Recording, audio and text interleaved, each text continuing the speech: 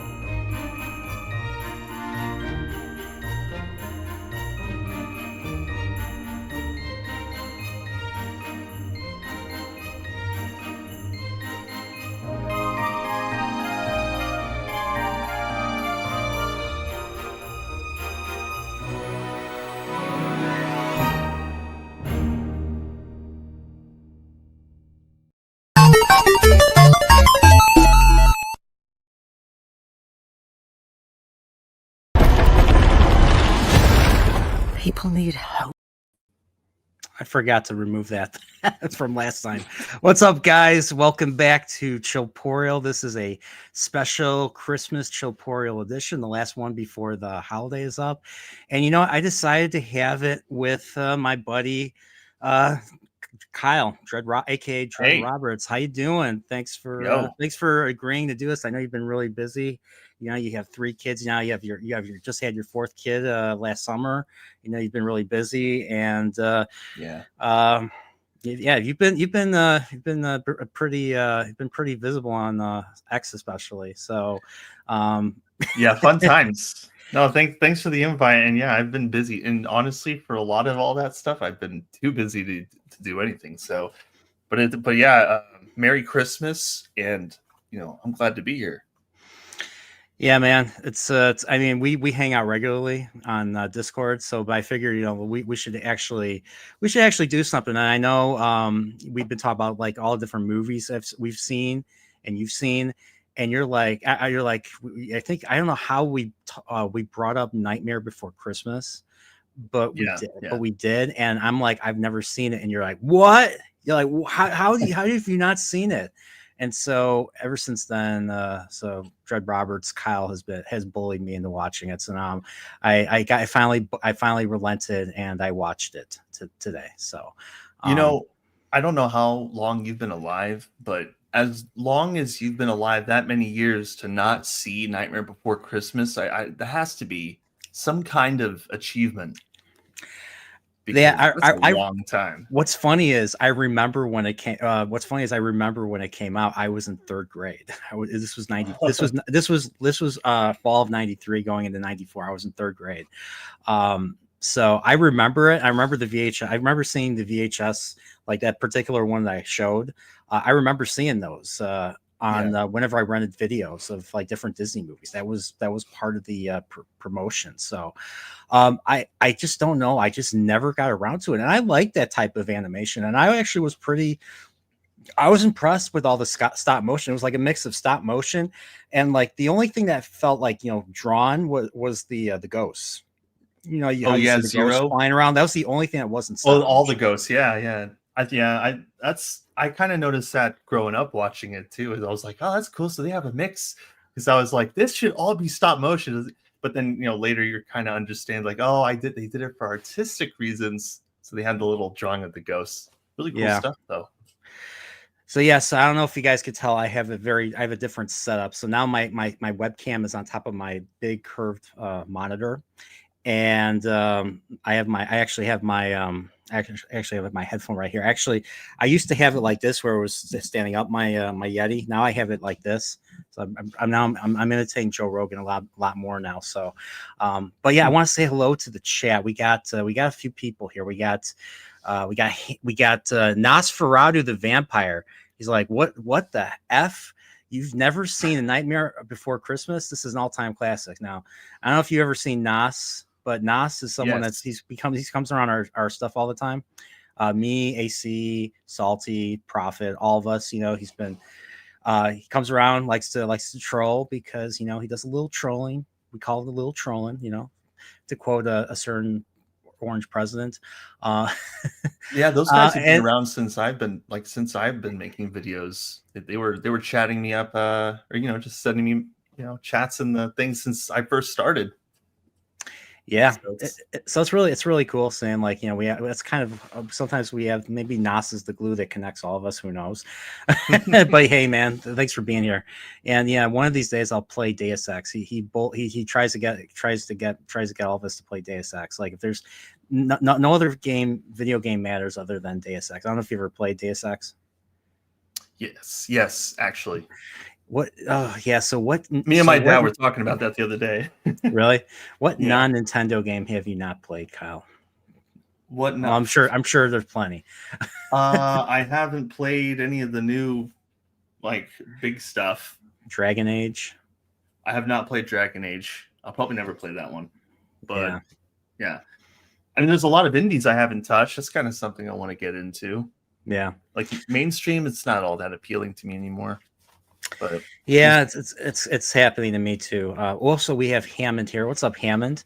And we got my other buddy, Salty Traveling Sea. He says he saw this in the theater back in the day. Nice. Video game stuff. Yeah. Deus Ex is great. Yep. Nas and I are super tight. We both like to shit talk. Wakizashi Gray. You know Wakizashi Sea House, Kyle? I do know Wakizashi. Great channel, great guy. Lives in Japan. I had the honor of doing several streams with him. So great guy. So yeah, so we might have a surprise guest in the midpoint of this. A certain surprise guest. Well, nice. Yeah, nice. Yeah. So Salty knows, because Salty's part of our chat. We talk. We talk. So he probably knows. Heck yeah. If he can make it, he's busy too with kids and stuff. So you're busy with kids. He's busy with kids. Our secret guest, and yeah. So all right. So I figure let's talk a little bit about the movie. We got about 15 minutes to talk about this. I'll share the screen right here. We got Dan Crane. What's up, Dan Crane? 28-month member of the Nerdporeal Continuum. So it says, "Hail Nerdporeal and Merry Christmas." Merry Christmas to you too, sir. Merry Christmas. Merry Christmas. Everyone here, Merry Christmas. If you need that holiday cheer, thank you for Merry Christmas. Yes, Merry Christmas. And if you need something to do, if you want to, if you need to do some shenanigans like Jack Skellington does here. By the way, what do you think of my name? What do you think of my name? I identify as Jackporeal Skellingform. Wow. Jackporeal Skellingform. First time watching Nightmare Before Christmas. Yeah. Nice. Did I embarrass myself with this? Did I embarrass myself with this name? Absolutely not. No, it's very fitting for the stream. That's you're being too polite. You're being too polite right now. So am I, Brian? I don't know now. I'll never know now. It's gonna be you're gonna be living 24 hours in my head, right? 24/7 in my head now. So, yep, so I like this. So I like this little shot right here. So let's talk about the world. Okay, so this is the movie right here. So apparently this was originally a poem that Tim Burton wrote while he was working. So he worked for Disney before this. I don't know if he was doing animation, but he was skelling porn. Oh my gosh, Salty, come on. Let's keep it respectable here. Let's keep it respectable. Sir. But yeah, so apparently, Tim Burton was working with Disney, so he wrote the poem back as early as like I think 1981, 1982, and he's just like, he gave it to Disney, and Disney was like, hey, maybe you should. This could be something, but this could be something, but we think maybe a special might work or something, and nothing came of it. So they thought, maybe make this a short, make this a special. They ultimately decided to make it a movie, and because even though Tim Burton's name is on this, he wasn't the director. It was another dude. I can't remember his name. We just saw that name today too, and I've already forgotten it. But it's so important. We have the internet here, so I'm going to look it up right now. Who directed this? A guy named Henry Selick. And Henry Selick directed a lot of stuff that I did see a few things he did see. Remember James and the Giant Peach? I haven't seen that movie in years. I haven't seen that in a long time. Wait, did he direct that one too? Yes, he did. He directed, and there's another one that I've been recommended that I heard was really good, but I haven't seen it yet. It's called Coraline. Have you ever seen Coraline? He did that one. Yeah. Oh, okay. I heard that one was good. Moon Girl is another one. Never heard of this one. The Shadow King, Netflix one or something. Yeah, Moon Girl came out in 2005. Yeah, I don't think it was. Oh Netflix. no, never mind. This is before Netflix was doing. It must be was doing original content. Else. Yeah. And I don't think he really did anything. I don't think he did anything else of note. Monkey Bone. Have you ever heard of Monkey Bone? That looks that Monkey Bone is a Brendan Fraser movie. So he is a live action movie. That's the one where he switches. That's the one where he switches bodies with the monkey and the monkey. Oh, body. Okay. I've not seen this. I remember that one. That's like a core locked memory. Like you have to say the right thing to get people to remember that one. Oh, I see. Okay. And then, so here's a more recent one that he worked on. What's called Wendell and Wild. And maybe this is a Netflix. This is a Netflix one. And I'm seeing, I see some of the designs, and it does look like Nightmare Before Christmas. It does look a little bit like it. Some of the vampires in this one, because this is a horror. So yeah. But yeah, this is I think that's the latest thing that he's done. So yeah, he did that. Tim Burton basically created the concept behind this. I think he wrote it. He from what I understand, Tim Burton, while this was in production, he was directing Batman Returns, another Christmas movie. Is it a Christmas movie, Kyle? Is it? It is. Is it? Yeah. You think so? It's definitely it's both a Halloween and a Christmas movie. Okay, I have a question for the chat. I showed a clip of Trading Places. Is Trading Places a Christmas movie? Yeah, I mean, it takes place during the Christmas season. There's a Christmas tree when Eddie Murphy's getting the guns pointed at him, and of course, Dan Aykroyd, the famous scene of Dan Aykroyd wearing the Santa Claus suit, getting drunk, and just taking all the food from the company Christmas dinner. So I mean, maybe so. But let's talk about the world. Hammond says it's not a Christmas movie. Okay, all right. We'll see. I mean, I'd say that anybody that calls Die Hard a Christmas movie should call Nightmare Before Christmas a Christmas movie. It has Christmas in the title, and it is about Halloween, getting excited about Christmas, basically. So right here we are introduced to this forest, this ring of trees right here that have doors that represent different holidays. I'm curious what this one is right here. Do you know what this one is? This holiday. So this is Valentine's Day, obviously. I think this is Easter. What holiday is this? That looks like a birthday cake with a candle. I don't know. It looks. Is that a birthday cake? Look what's in front of it, like 3 that, candles. that looks like, is that a candle? Okay, yeah, the candles are right here. You're right. But I don't know if it's birthday or some other holiday. I don't know. I don't know. We got Gadfly. What's up, Gadfly? What's up, David? How you doing? Yeah, we're talking Nightmare Before Christmas right now. So is this supposed to be the real world? Do we know? Do you know? You've seen the movie a billion times. Is this supposed to be the? Oh, it's a firework. Hammond says it's a firework. It's 4th of July, right? You think it's the 4th of July? It could be. I'm actually looking it up because I'm curious now. So there's the Valentine's Day one. Yeah, there's a St. Patrick's Day door. Yeah. Easter, and then that might be it. The Independence Day. Independence Day. I think that's the one we're looking at. So that's Independence Day. Yeah. Door.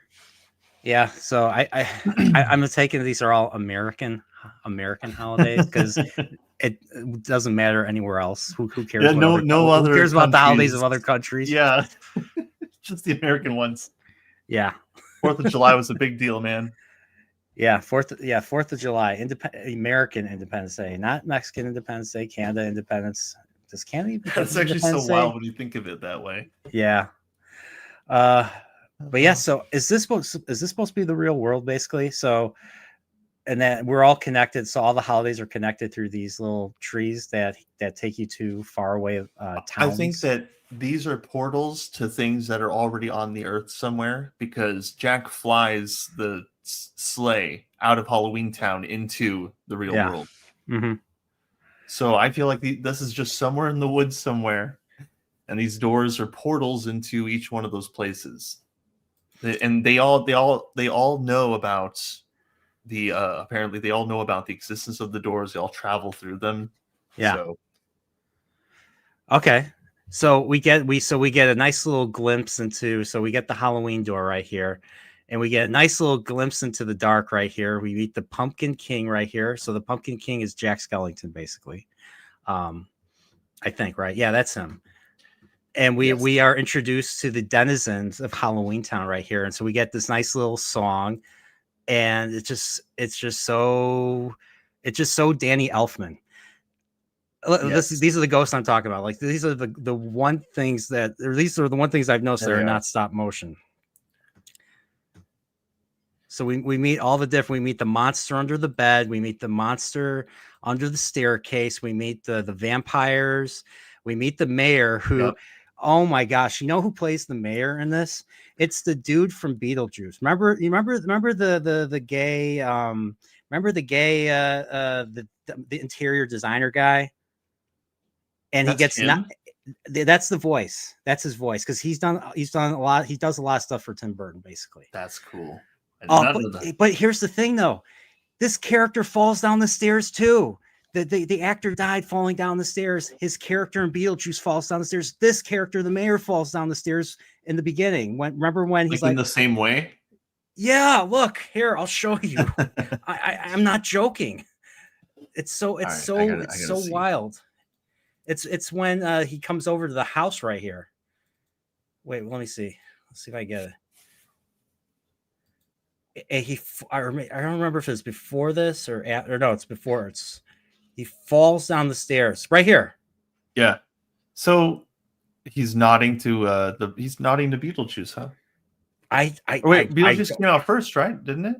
Yeah, before this movie, I think. This came out in 93. Beetlejuice came out in like 87 or 88. It came out in late 80s. Oh, yeah. Yeah. Yeah, he falls down the stairs. And the actor died falling down the stairs. It's so I don't know what to think of it. Seriously. That's actually that's crazy. Also, I thought it was funny how we both realized that this right here. Yeah.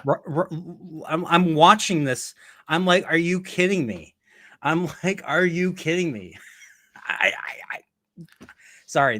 This is. I remember because I was holding wild clothes, and then you were just like, dude, what? You were just having like this epiphany. Yeah, and you're just like, dude, he like fell down the stairs. It was great, and then it was like this huge pause. So I'm like, I wonder what Brian's thinking about. And then we both said, or we both came to realize that you did it first. You said, this dude is literally a two-faced politician. Yes. Yeah, because he has the Like, he oh, has yeah, the he is smiley, Babyface. he has the smiling side, and then he has the scowling side, or the Yeah. side that's like terrified, or like the real side, basically. The Yep, the real The man. Jekyll and Hyde. I don't know. Maybe it's Jekyll and Hyde. Not. I don't know exactly. But yeah, that's the mayor, and then you got all these other denizens right here that remind me of the Goombas from the live action Mario. You ever see the live action Mario? Yes, and it does look exactly like those Goomba people. And we also meet. I forget what this character's name is. I forget her name. Sally. Sally. Okay, Sally. So Sally is basically a marionette that was created by this world, this town's version of Frankenstein. Right here, this guy. I don't know why he's got a beak, but yeah, he's wearing a steel cap. He literally takes it off and literally massages his brain when he's thinking about something. It's so funny. But apparently, so he treats her like a daughter. He treats her like a like a daughter that's just going through a phase. Like, it's like, oh, you're just going through a phase. He's like, she's like, I want to stay, but I gotta go. I gotta be out there. I gotta meet people and all that. And so she's basically running away from him, hiding in the cemetery. And this is right after the initial. So every year for Halloween, they have this big ceremony where they dance and they celebrate and everything. And he's the Pumpkin King. And here he jumps into the green liquid and he comes out as Jack Skellington right here. Great shot. I used this for the intro. And he's just like, you know what? I like doing this, but the thing is there anything more, to quote a certain Star Trek probe from the motion picture? Is there nothing more? We do this every year. We do this I'm bringing Star Trek into this. Sue me. He feels empty. He feels empty. There's a longing for something different. And he's singing about it, and then we get this iconic shot of him walking on the little right here against the moon on this little curve, and she's listening, and she's like, I feel the same way. It's like he's my soulmate or something like that. And so basically, he goes off and he finds he finds the trees. Basically, he wanders off and he finds the trees, and he goes into the Christmas tree. He goes into the literal Completely avoids tree. the cool looking turkey one. Yeah. What do you think? Okay, I have to ask you this. What would Thanksgiving Town be like? Would it just be like a bunch of people shooting turkeys, basically? That's kind of, yeah, just having people with dinner, guns and just eating turkeys and Spaniards, natives, just everybody having Thanksgiving together, probably in a frozen time period. No, because it all takes place on Earth, so who knows? But maybe it's just like a wild land of turkeys. Yeah, true. Who knows? So Dan Crane says it's amazing how much clothing, merchandise the kids in all grade levels will wear the Nightmare Before Christmas through Christmas. Wear the Nightmare Before Christmas, wear from Halloween through Christmas, from Amazon, Walmart, tons of merch. You ever have any Nightmare Before Christmas merch, like shirts or cups or toys or anything? I used to have a shirts. I used to have a large Jack Skellington stuffy long time ago. Okay. I never had any of the cool like spindly action figures, but I think I had a boogeyman. I think I had a boogeyman stuffy way back in the day. Oh, this is a really good idea. So Gadfly says Thanksgiving Town would have rivers of gravy and hills of mashed potatoes. You know what? That's a town I can live in. That's a town I could definitely live in. I'd probably put on way too much weight, but hey, it's probably rivers true. of gravy. What kind of gravy though? What kind of gravy? That's the question. Beef gravy? I don't know. Turkey gravy? Probably turkey gravy. I mean, turkey gravy sounds pretty good. Turkey gravy is awesome. Yeah. It's probably safe to assume that everybody inside of these portals just celebrates that holiday every day, and they're probably like strange like manifestations of that holiday. So like Jack is a skeleton for Halloween. Maybe you've got like a turkey man. So he's a turkey. So Santa Claus is basically so if I remember correctly, Jack Skellington is the leader. He's not the mayor, but he's the leader of the Halloween town, basically. Santa Claus is the leader of Christmas Town, and you know what? Yeah. Either a turkey dude or maybe Squanto, the Native American, is the leader of Thanksgiving Town. I don't know who was on the Mayflower. I don't know. I don't know any people from the Mayflower. I forget. Well, I know. It's like it's a lot of folklore in here. So whatever folklore has sprung up from these holidays, there seem to be living creatures. So you got werewolves, you got vampires, zombies. Yeah.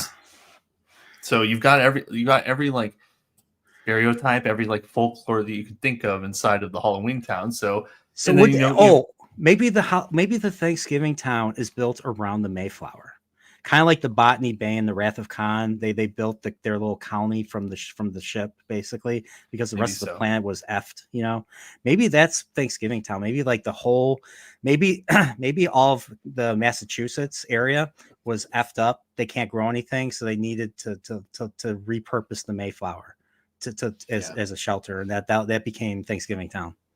Perhaps that's it. And they're at war with the Native Americans. Yeah, I made this dark. Yeah, I made this dark. John Bruce. Okay, so Salty says John Brewster, Miles Standish. Okay, I love the colors too. Yeah, I like the so I like the animation. As a Christmas movie, I'm not as into musicals. I admit that. I'm more into comedies, funny comedies. Like I love, like Home Alone, Jingle All the Way. But watching this is making me want to watch some other stop motion classics. I want to watch the Rake and Bass. I want to watch the Rake and Bass Christmas specials before Christmas now, because I honestly can't imagine like what it's like to be in 2024 and then to watch a movie this good, like in this day and age for the first time, because I'm sure it probably feels really refreshing that it's not just garbage, and then it's just downhill from there. You want to watch all the previous stuff. So I'm watching this. So I'm seeing this right here. And I mean, this looks really good, by the way. But this, I mean, come on, the hills. Yeah. This is practically Whoville right here. Like this is so cool. Like I would be free. I'd be delighted. Look at him. He's happy. It's pretty smart. I mean, it's basically the North Pole. It is, but I mean, look at this, like the toys and the horns and all that. I mean, the contraptions. I mean, the elves are basically the Who's, basically. Like this, look at this. You got the toys. He's playing around. Candy cane umbrella, the candy cane light. It's just like, little creepy right there. But I love the look right here. Like this looks great. Yeah, that's really, really nice. And this leaves such an impression. This is such a discovery for him that he goes back home and he just tells everybody about it. He's like, "Hey, we have an idea. We're not going to do the same thing. We're not just going to celebrate our holiday. We're going to hijack that holiday." And now that I think about it, I mean, what ideology likes to hijack things that people love? Let's not go there. Let's not go there. I think anybody with a political agenda at this point is wanting to hijack any kind of media that they can. Yeah.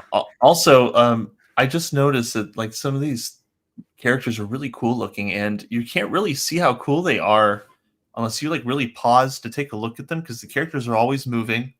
Yes.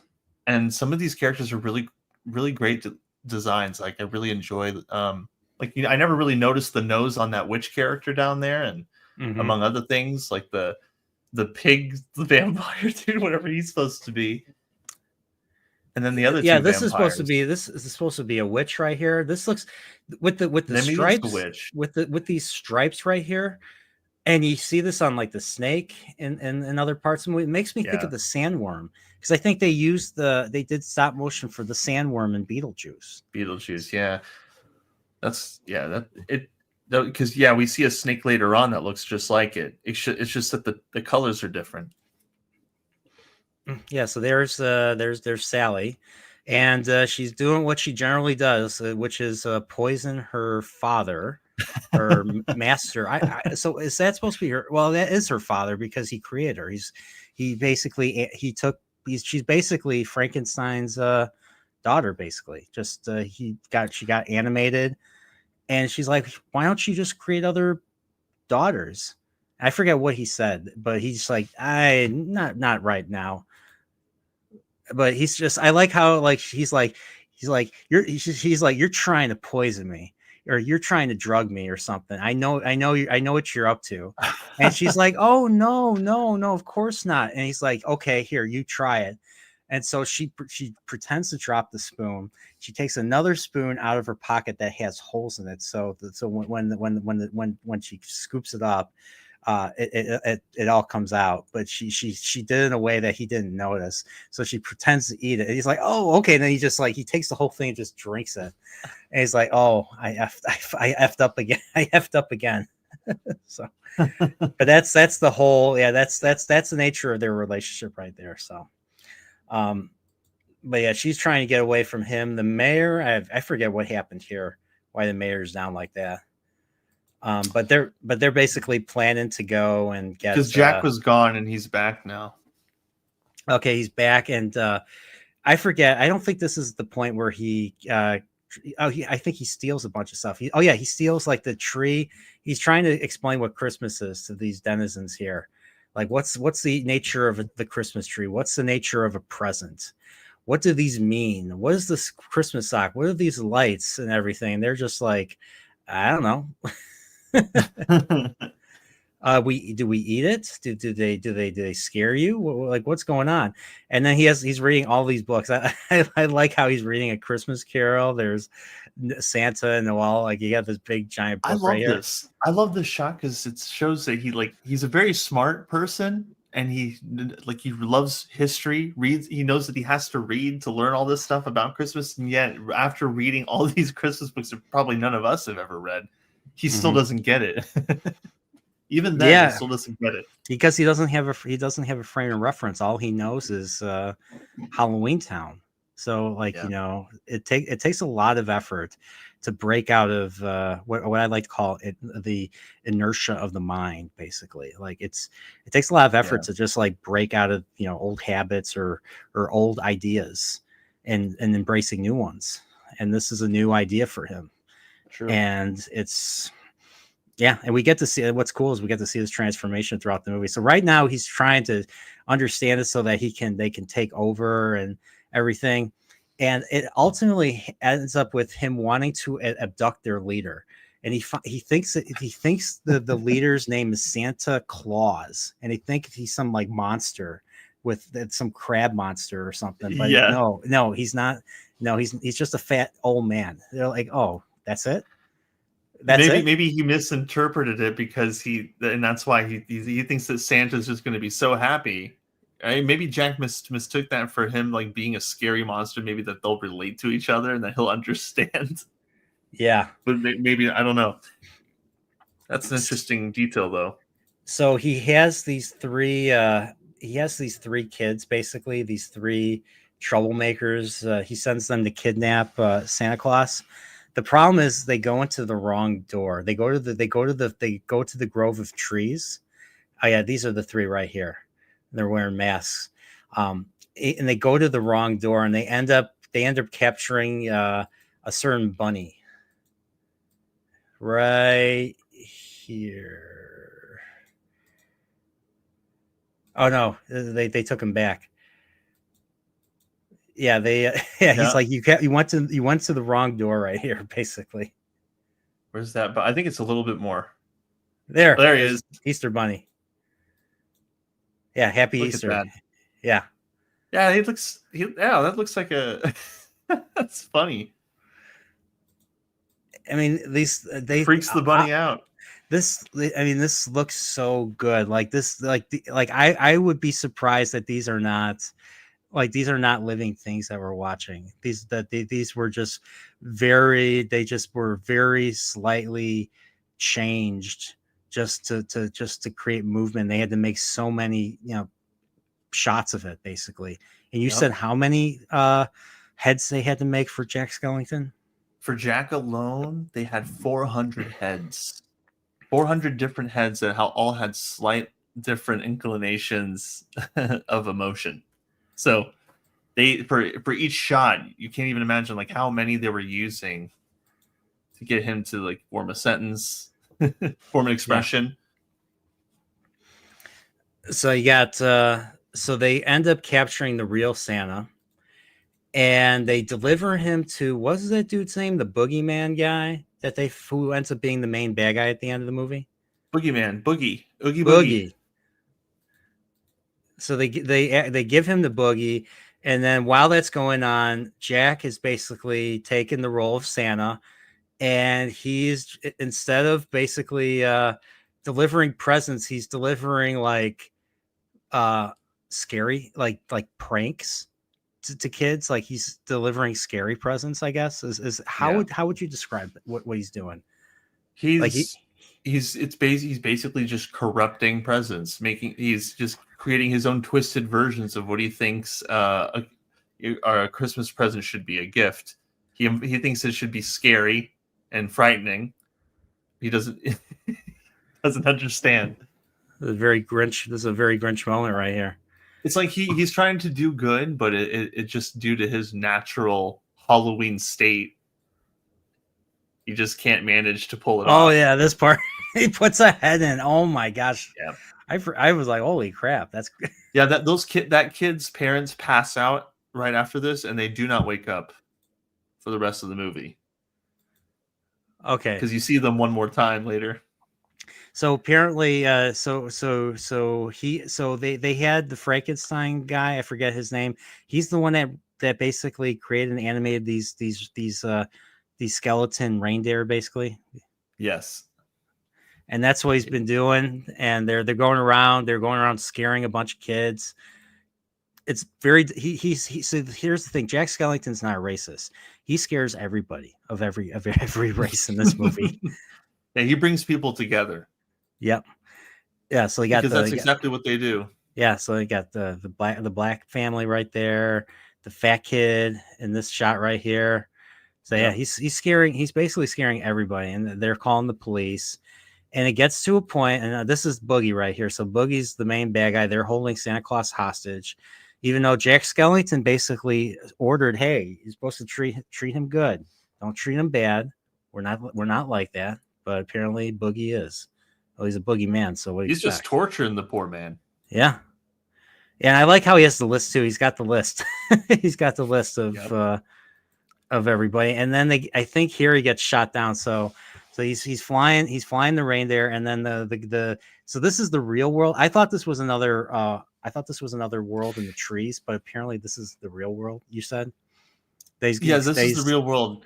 And Jack doesn't understand that he's destroying like people, like he's like ruining the holiday. He thinks he's actually doing good because he's shocked that they're shooting at him. It's like, oh, they're trying to hit us. Like, what did we ever do to you? We're just trying to fulfill the spirit of Christmas. And then he gets blown up. He gets blown up, and everybody's like, he's dead. He's gone. No. But he's fine. He's fine. Yeah. Caught by an angel. Caught by an angel right here. So, and he's just like, okay, I'm not doing something right. And he's like, okay, maybe I should bring Santa back or something. I forget. Is that what he comes to? Is that the revelation that maybe he knows after he got shot down that only Santa can fix it. He wants to set things right, and then he's just gonna stay in his lane, basically. Oh, I forget. Sally tries to rescue Santa. Yes. Sally tries to rescue Santa, but she ends up becoming a hostage herself, basically. Yep. All right. So, but yeah, this is basically the Grinch on, this is the Grinch, but with Tim Burton's, obviously with Tim Burton's, style, basically. So they have this nice little fight. They have this nice little fight. Very, very, very active, very like lots of contraptions and everything. Very fun to watch. We find out that the boogeyman or Boogie himself is he's a bunch of bugs. He's just like a bunch of maggots or something. Just that create the shape, almost like a humanoid shape, a poreal shape. Yeah, I actually think it's cool. It kind of reminds me of like how the boogeyman comes to be from like a bunch of ideas forming into a one big monster. Yeah. I always kind of saw it that way. It's like, oh, he's just like each insect represents like a kid, like saying, oh, the boogeyman under the bed, and then he just kind of formulated into this grotesque actual thing. And look, they all have eyes too. All the bugs I think have eyes here. Look. Dude, that's kind of gross. It is. I see an eyeball, just a straight up eyeball on his hand there. Or it's where's the hand? Right on his fist. Where's I can't even tell what the fist is. To your left, down.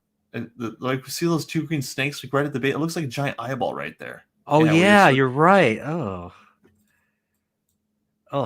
Yeah. Maybe it's not. Maybe it's just. I love how all the insects have huge white eyeballs.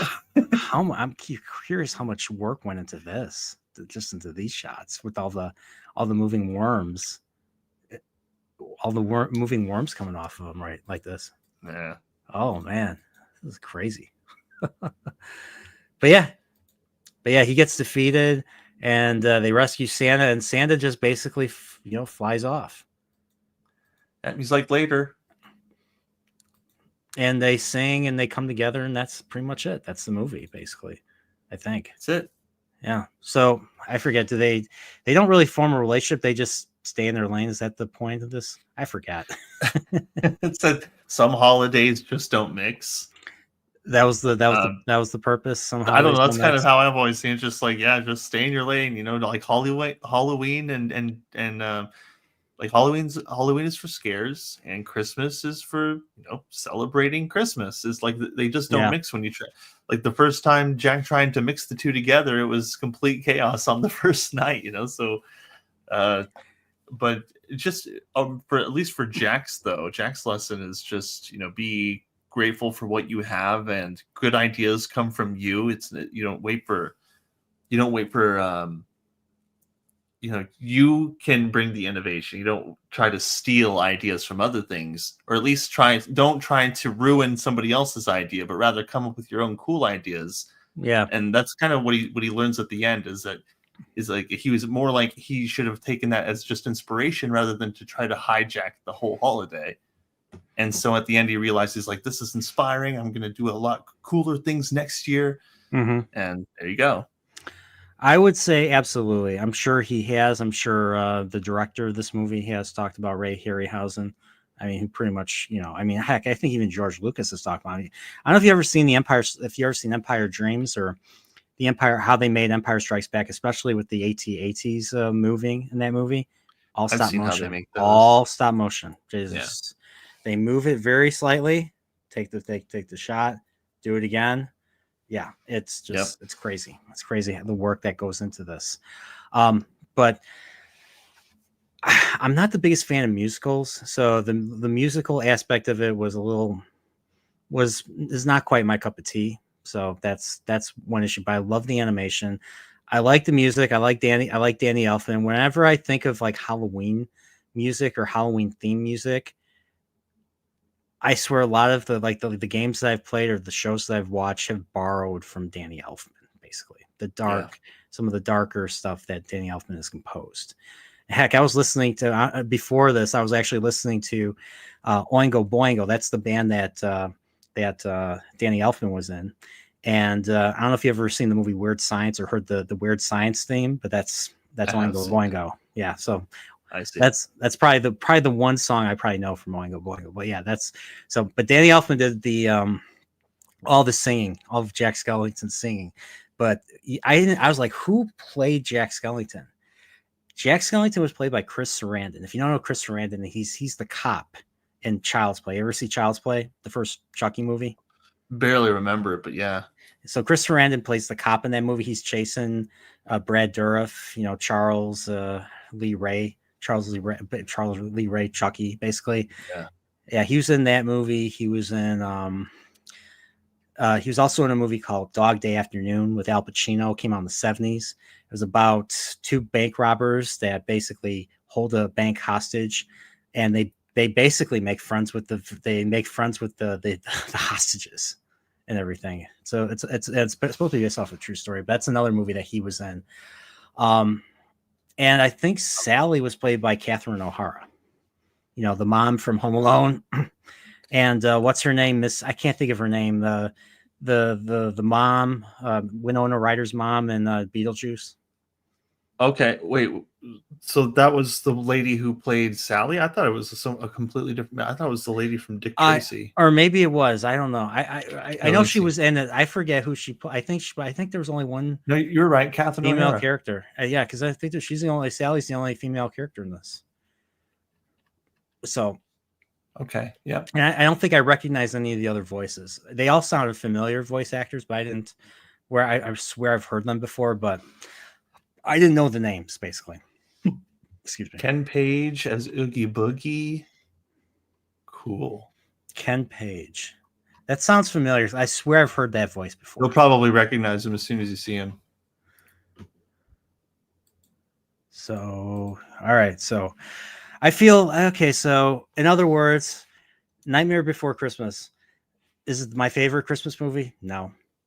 Is it? Do I think it's worth watching again? Absolutely. And nice. It's a nice timeless take, a very creative take on just the true meaning of Christmas, and of course, this is basically the Grinch, on the Grinch, but on Tim Burton style steroids, where everything's dark and scary and messed up. Yeah.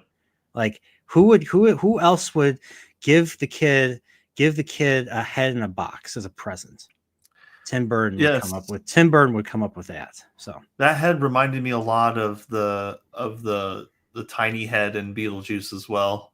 Yeah. Yeah. Oh, the tiny head. I feel like a lot of those things were reminiscent of his older movies. Yes.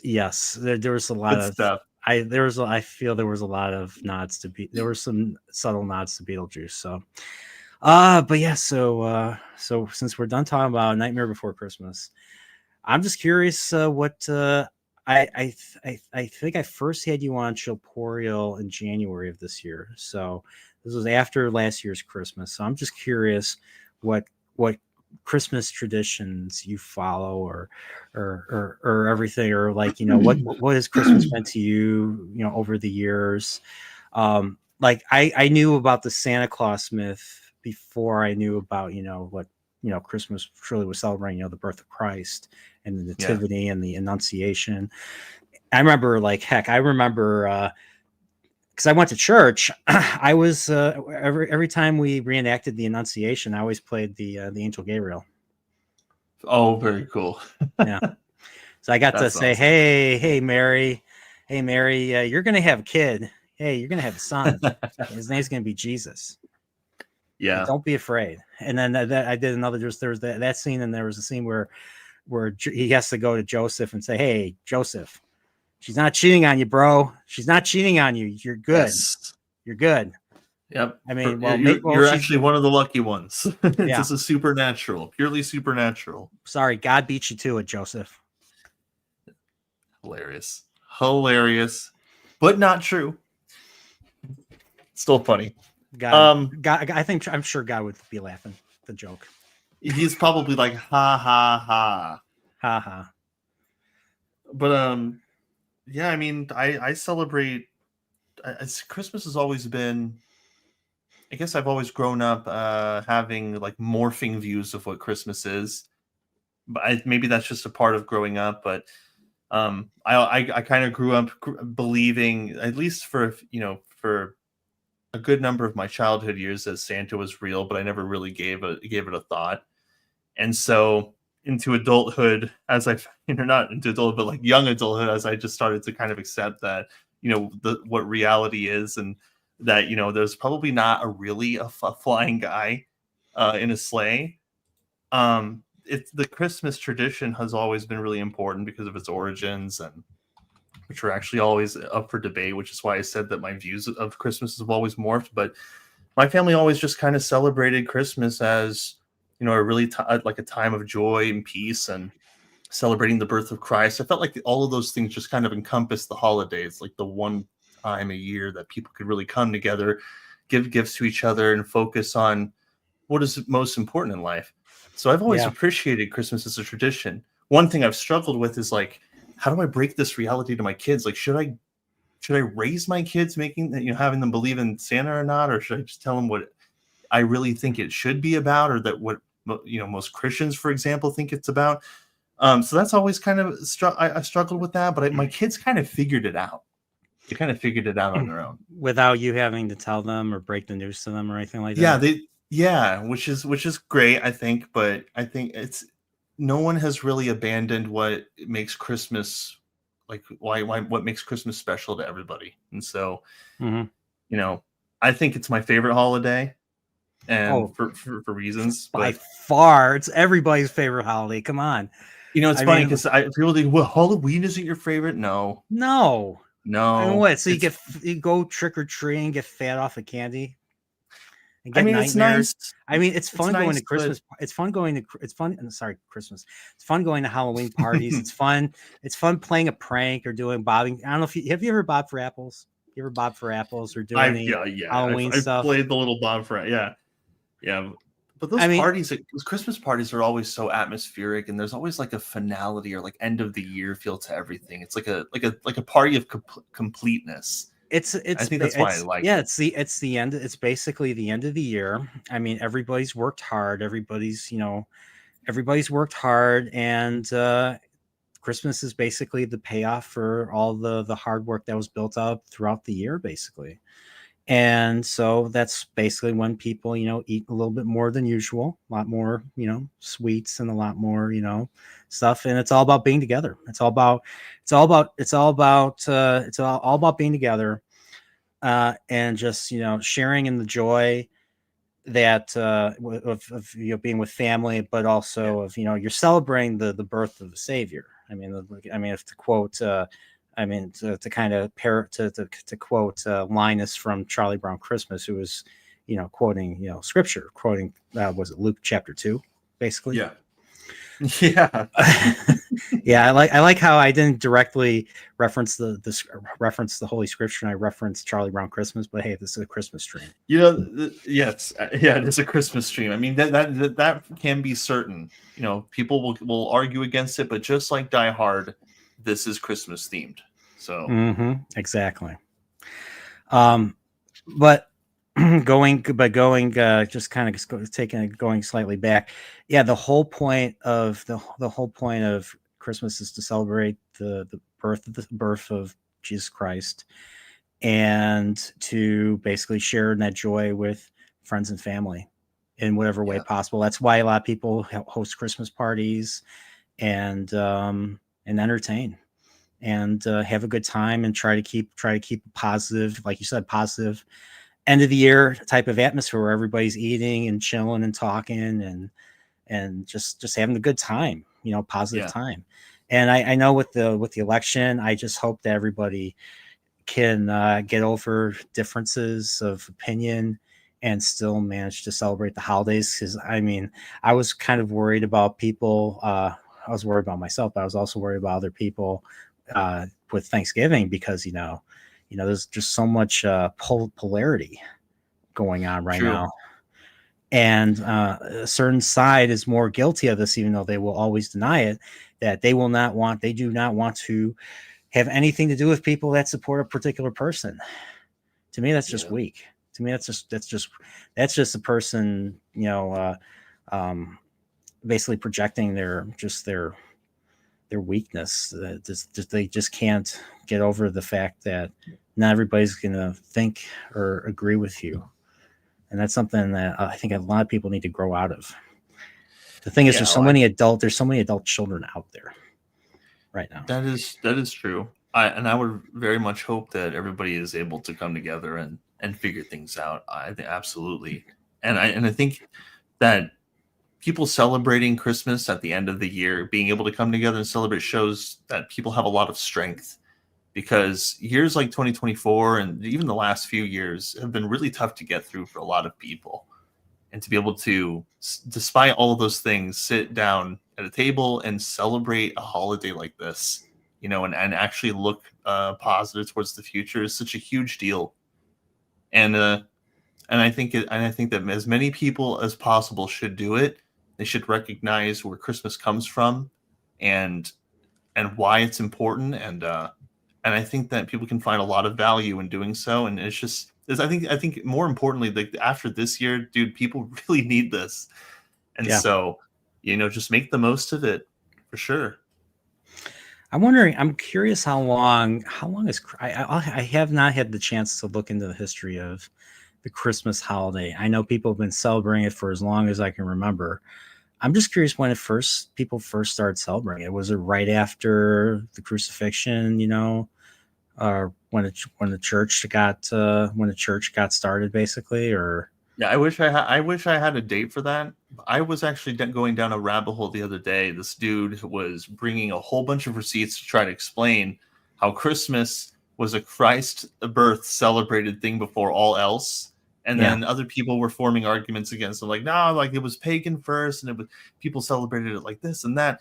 And then somebody shared like how they grew up, it struck me because I grew up very similarly. That, like, the reason we give gifts is because the three wise men brought gifts to Christ when he was born, yeah. and that's why, and it falls in line with where things originated. And through the years, I've heard so many things, and but I don't have a date, but like, I mean, apparently all these arguments about Christmas and where it originates from does go back a lot of years, like a lot.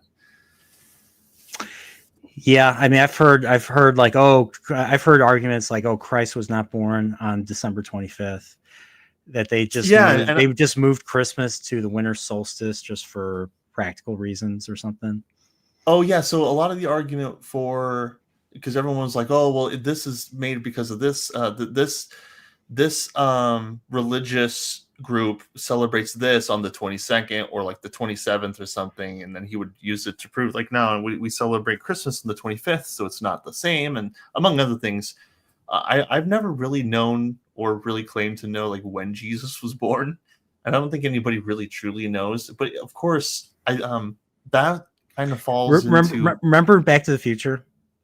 Remember, like, he's going through the time circuits. He's like, "Hey, let's go check the Declaration of Independence, 1776." He's Yes. like, "Remember the birth of Christ?" And they said December 25th, 0000. Remember that? Sorry, I Yes, just had I to bring do. that up.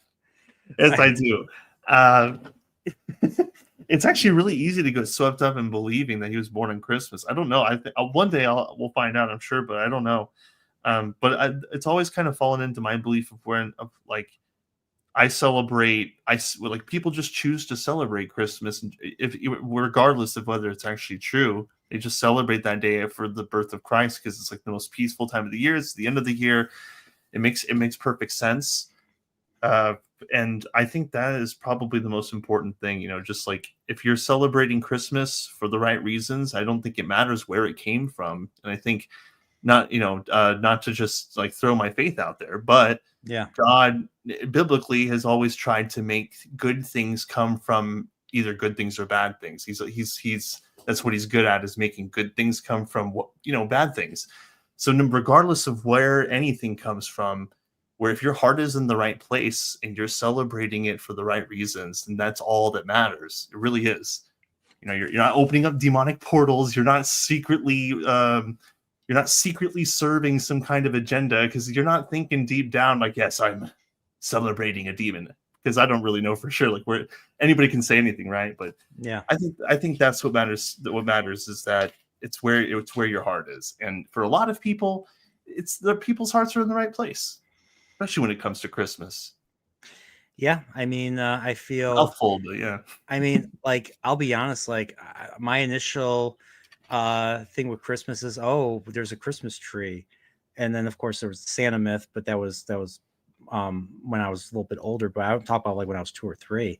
I remember the Christmas tree, and I would climb out of the crib, and I would just go into the living room because that's what I used to do. I used to climb out of the crib and walk into the living room. There'd be Christmas tree. My folks usually would leave the lights on, and the lights they would have the twinkling lights, and I used to like looking at that. And then I would I don't know if I would climb back in bed. My parents would hear me because I was 2 or 3 years old, so I was not quite slick and silent. If I would get in trouble, they'd put me back in bed. But I remember one morning, I think the first time I remember, cognitively remember, there was freaking presents under the tree. What's weird is I knew what they were. I knew what presents were. I was like, holy crap, these are for me. They were all for me. Every gift under that tree was for me, and I never forgot that. I remember, I think some of the earliest gifts I got that I remember, I got the board games, I got toys. Whenever we went to my grandmother's for Christmas, we always got like a train set, choo-choo train set. That's awesome. Some videotapes, VHSs, because this was the late 80s. I was 3 years old. I was already knowing how to work the VCR. So you know how really young kids know how to work like the tablets and all that.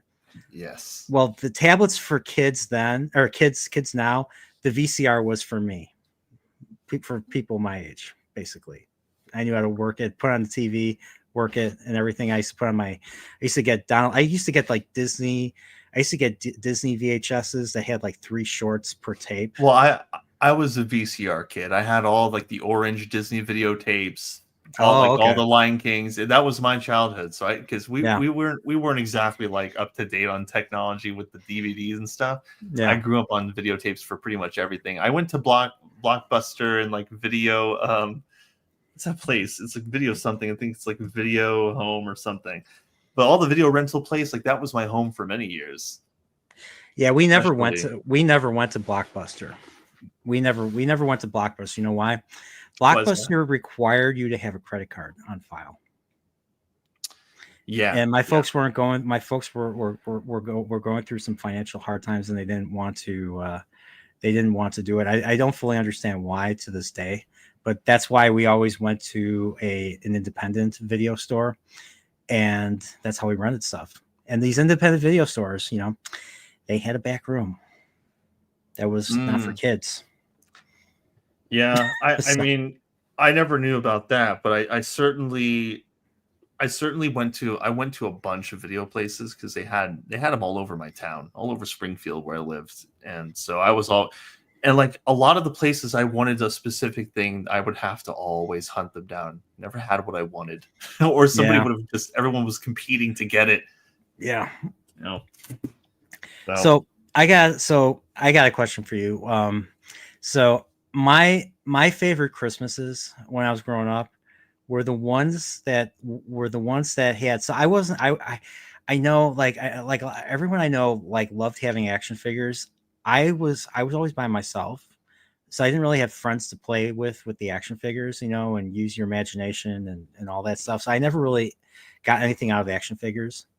I used to like to build stuff, so like Legos was fine. I used to like Lego sets, or I used to love build. I don't know if you ever had Mousetrap, the game. I never played Mousetrap. I used to love to build Mousetrap, like build everything and just release the marble. Not even bother everything, and don't even bother playing the game. Just building everything, and then the marble going down, and then tripping the little cage that goes down. It's supposed to catch your mice or something. There was a few times where we did play the game itself, but I always just took it out and built it because I was by myself. So that Lincoln Logs was another one. I don't know if you ever built with Lincoln Logs. I used to like doing that, build log cabins. I think I played that like once in Korea many years ago. Mm-hmm. But I not these days. Yeah.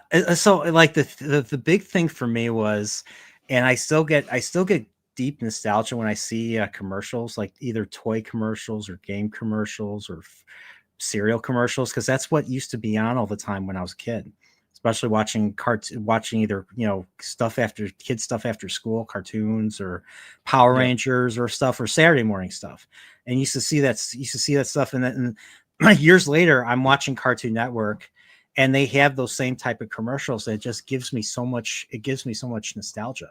Just seeing like a Nerf commercial or a Super. Well, I don't think Super Soaker is a thing anymore. But I remember Super Soaker commercials and all that. I think they still make Nerf commercials, but Nerf, if it's Nerf or nothing. I don't know if you remember those. But yeah, all those type of commercials just give me so much nostalgia. And you know what? I'm okay with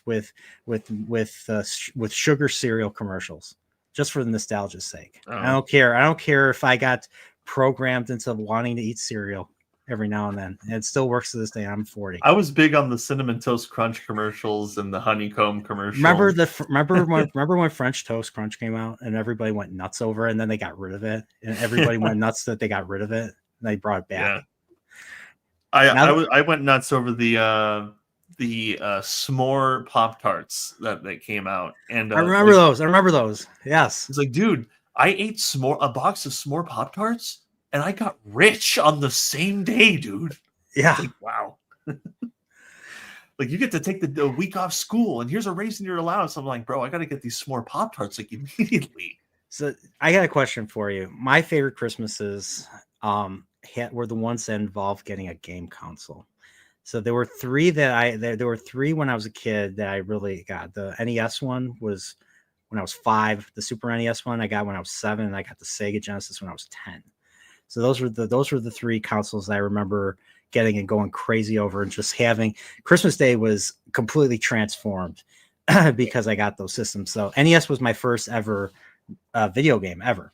I didn't even know what a video game was. I thought it was like a new type of cartoon, because I used to watch nothing but cartoons when I was 4 or 5 years old, 3, 4, or 5 years old. So I'm seeing this 8-bit. I'm seeing Super Mario, and I'm seeing it like it's like a VCR, but it's not.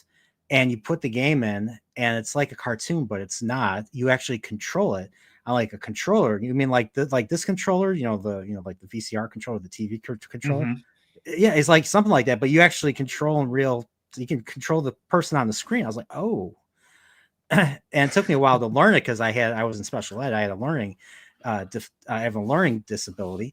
But it took me a while, and I had my mother one time yelled at me to play the game because I wasn't paying attention. So so maybe the reason why I got good at Super Mario is because I was worried my mom would yell at me again. So, I see. That's how it was for me. That's how it was. And then I got really good at it. My parents played it. They couldn't get past level 2, 3 in Super Mario Brothers. That's the one where you're running on the bridge, and the flying cheeps, the flying fish try to hit you. They pop out and they try to hit you, and you have to keep running. Yeah, I know that. I don't know if you know that. You know that level?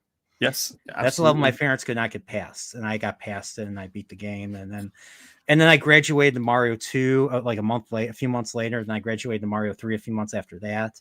So I actually got to play the Mario games in order as they came out. Like, first 3 games I got within like 4 months of each other. Oh, okay. So yeah. I think the first game I ever played was Top Down Pool. I think I told you before.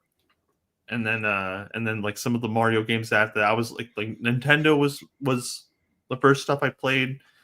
I think the first console I ever got for Christmas, the first and last console I ever got for Christmas was an Xbox 360.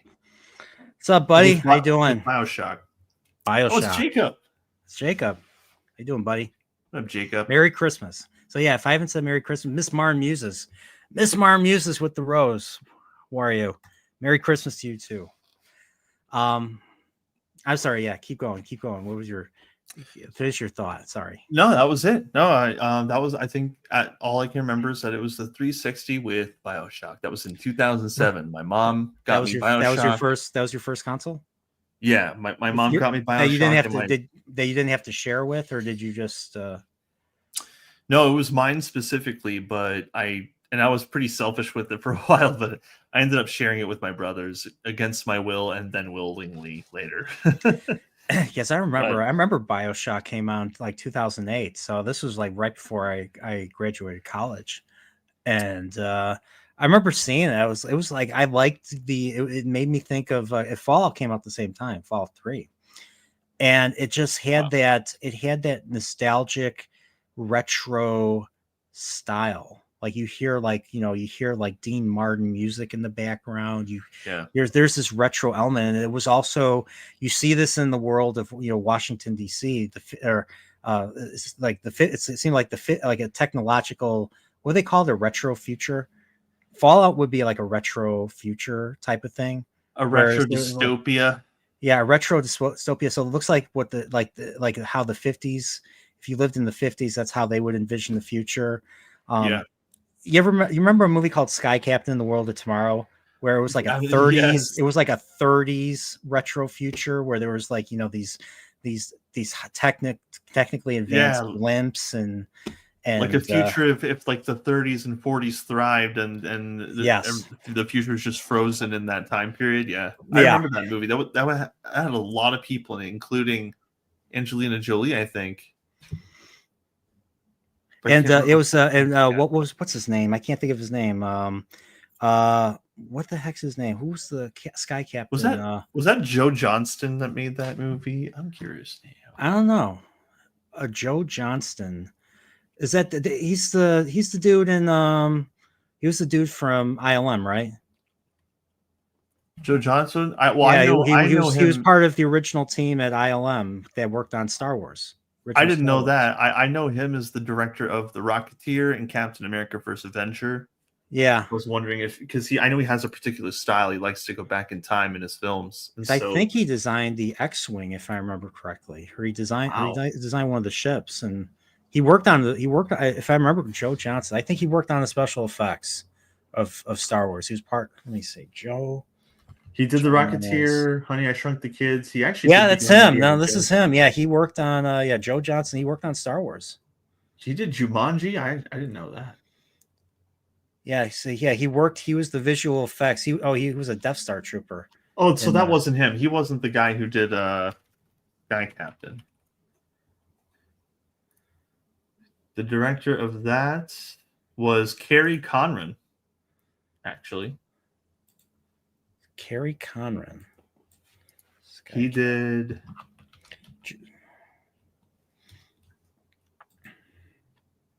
My goodness, they have more about his. Oh, Jude Law. Jude Law. That's what I was thinking. And Gwyneth Paltrow was in this one too. Yeah. Oh yeah. That's right. I forgot about that. Yeah, this was when she was in like everything at this time. Yep. But yeah, I thought I liked the style. I know this movie gets a lot of hate, Sky Captain, but I actually liked it when it came out. I have to watch it again. I've only seen it once. I saw it in the theaters when it came out. I thought their art direction and their robots were really cool. Yeah. Do you think that speaking of since we're on the topic of retro futures, do you think that Back to the Future Part 2 in the future year of 2015? Can you believe it? The future year of 2015. That was freaking 9 years ago. The future year of 2015. Do you think that was a retro future if the 80s thrived, basically? Do you think? Yeah. I mean, it seemed like, for its time. In a world where Jaws is making its 20th sequel, I think. Jaws 20.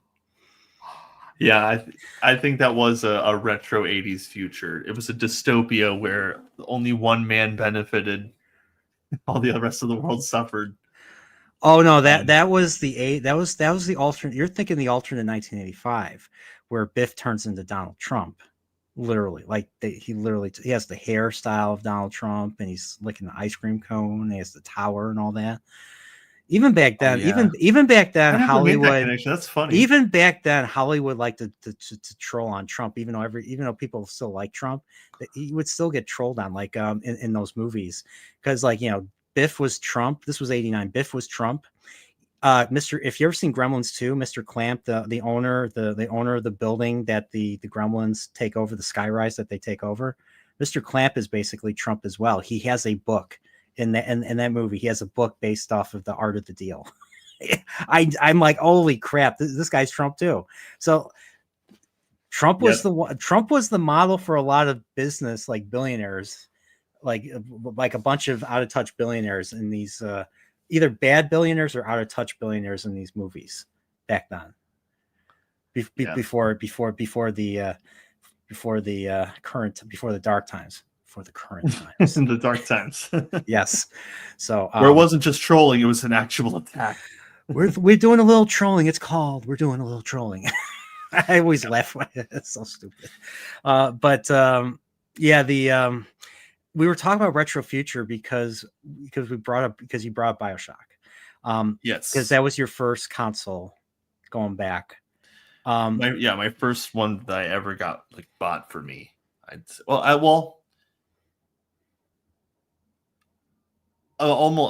Almost true, because I had right before that. No, for you were my still birthday, you were still in high school. You're still in high school then, right? 2008. Yes, but Okay. for my birthday, I think I was 14. I got a Wii. I think that one was actually my very first console, was the Nintendo Wii. And then for Christmas 2 years later, I got my own console, the 360. My mom actually ended up selling my Wii about a month or so after I got it. Okay. But I remember that we were searching all over the place, because you probably know how crazy it was to try and get a Wii back then. And every store was sold out everywhere. Yep. And like one dude had one Wii at a Walmart, like in the corner of town, on my birthday, and I got so lucky. So the Wii came out in 2006. I didn't get my Wii until 2007. I saved up enough. I was living on college campus. I was home. I was actually on campus that weekend. I didn't go home to go to work. I used to work at a nursing home, work in the food service. So I used to go. The nursing home was in my neighborhood right here, right here. So I would come back home, stay at home, go to work. And then we'd come back home on Fridays or either early Saturday morning. Sometimes my dad would be nice enough to pick me up, and then I'd stay here for the weekends and then go back on Sunday nights. Well, there was one weekend where I stayed on campus. I was not feeling too good, so I stayed on campus. You can get the Sunday newspaper. You get the Sunday Chicago paper on the weekend. They on Saturday, so they had a whole bunch of catalogs and everything. I got the Target one, and the Target was showing the Wii.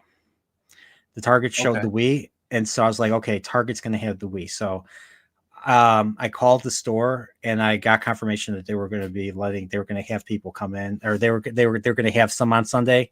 And so I went there, I went there like 2 hours before it opened, and I was not the first one there. There was an old couple that got there before me. And then when we got sent into the store, there was a big line. So I was the second person in line, and we were kind of running to the even though we were being let in one by one.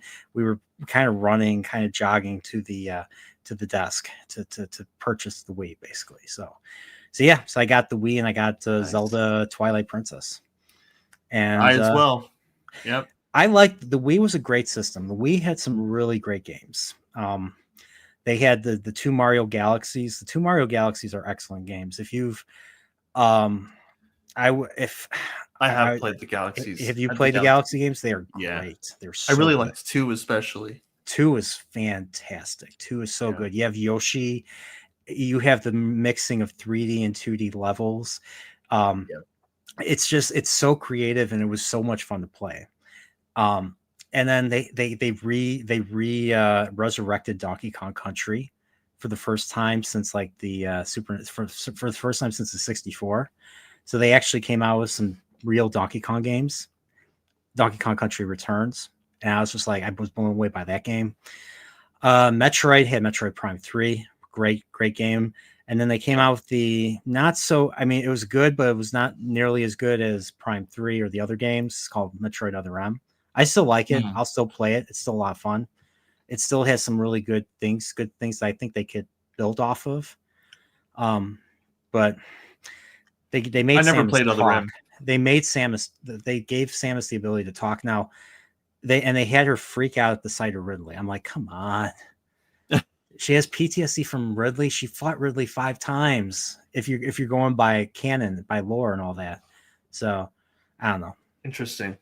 Yeah. So but other than that, the voice acting, I think was pretty good. Like she was very dispassionate throughout the game, except for when you encounter Ridley. I'm just like, come on. But other than that, it was great. I'm trying to think what else. Skyward Sword was okay. I didn't like it nearly as much. I only played that one once. That's Zelda. That's the one where you were literally waving your sword or Wii remote to swing the sword, up, down, right, left, and all that. So I was actually huge on No More Heroes back then. I don't know if you've ever played that. What? It was No More Heroes on the Wii. No More Heroes, where you play as the otaku guy, and he has the laser. He has the laser. Yeah, I was big on that game. That's an ultra violent. I've heard that's a very ultra violent game. It is. When I was a teenager, I was really into the games like that. I thought it was really cool how he was hunting down former assassins. But yeah, that game is actually pretty brutal. There were like a bunch of other sequels that came out, but I haven't even played of it. But back then, it was like it looks really good too for the year it came out and for the console. Because I've always been a fan of cell shading art style, comic book cell shading, and that was a game that embraced it fully, and that was totally my thing. Before I comment on that. William Richards, $10 super chat. Merry Christmas, boys. Make the Star Trek video, dog. Merry Christmas. William Richards, aka Alex of the White Cloaks, subscribe to the White Cloaks. If you want to if you want to understand why the Wheel of Time series that Amazon makes, the Wheel of Prime series, excuse me, it's not Wheel of Time, it's Wheel of Prime series is made, and why it sucks, and why they don't adapt the work of Robert Jordan, definitely check out their channel. Definitely check out their rewatches. They rewatched season 1. They just announced season 3. That's going to be coming out, I think, in February or March. Yeah, they're we're getting another season of this, and it's going to be a total bastardization. And we're still waiting for you guys. We're still waiting for you, Pips and Dane, to and if Trip and whoever else is gonna, Steve, Salty, Nathan, all you guys who've already read the entire series. We're still waiting on all you guys to put out episodes for your rewatch of season 2 with you guys tearing it apart. So Kyle, these guys make these guys do a Mystery Science Theater video. They just do commentary. They watch the episodes and they just completely tear it apart, like every aspect. That sounds awesome. Yes. Yeah. So yeah, they the thing is, I can't watch them because they bring up spoilers for like later books in the Wheel of Time. So I can't watch it or even be a part of it until I finish the series. I'm only 6 books in out of 14. So I still have a long way to go. You got a long way to go, man. I do. So, but yeah, I mean, I've complained about certain aspects of the books, but the books are still solid. I mean, there's a reason why I'm still reading them. So I was just talking to my dad the other day on the phone and he was telling me about his experience with Wheel of Time, all the novels. And he was talking to me about how in the latter half of the books, or at least in the last third of books, it just falls off. And that it's just like him, the writer, this is my dad's opinion. He was just telling me, I was like, I feel like Brian told me something like this, but he was telling me, he's like, I really like the books. And then like, for some reason, it just feels like some of the characters are stagnant in the later part of the books. And I was like, wow, that's it's called too. Yeah. So I didn't get to that part yet. It's called the slog. And I mean, it's debatable where it starts. But a lot of people say it starts with book 7, which is the book I'm starting. So the book I just finished, book 6, the end of that book is considered the high point of the series. Like there's a battle, there's a high stakes situation going on where the characters one character's in trouble and other characters have to rescue him, and they have to get over their fear that they might be going into a losing situation. And it's very similar to how you feel when Aragorn, Gandalf, and the rest of them go to the Black Gates in Return of the King, and they have to confront, Sauron himself and the rest of his armies. just so that they can distract him long enough so Frodo, if Frodo's alive, they don't even know if Frodo's alive, that Frodo can, accomplish his mission, which is to destroy the ring. And it's so good. It's so good. It was book 6, Lord of Chaos's ending is so freaking good. Like, yeah. So Wow. they were worried. These guys were worried about me because I was complaining about books 4 and 5. There's things I liked in books 4 and 5, but I was complaining about them, and they were worried I was not going to like book 6. And I read book 6, and I was like, yep. I was worried because there were parts of book 6 that felt rough. They were dragging, but you get to the end, you get to chapter 49 in that book. It really takes off. Oh, wow. 49 chapters 49 through 55, and then the epilogue just completely takes off right there. So wow. And that just makes it the best end. It has the best ending. So I really got to read these books, dude. Really, and it's if you like Lord of the Rings, and if you like, this was written by someone who was a Vietnam veteran. He was in the army, Robert Jordan, and he used to he was in combat. He killed people. He was a gunner on a helicopter. William Richards could tell you, he knows all about it. He's actually studied the guy. Wow. And he had to. So a lot of like one thing that he does when you have like boss battles or final battles where the main character has to take on another powerful character, he writes it like it's the entire chapter is like a freaking adrenaline rush, like you're in battle. And I like writers who do stuff like that. You're gonna love Wheel of Time. Then I was having trouble with it because I couldn't tell what was real and what was not. But that's how he writes. That's how Robert Jordan writes these fights, basically. That's cool. especially in the 5th book, the end of the Fires of Heaven.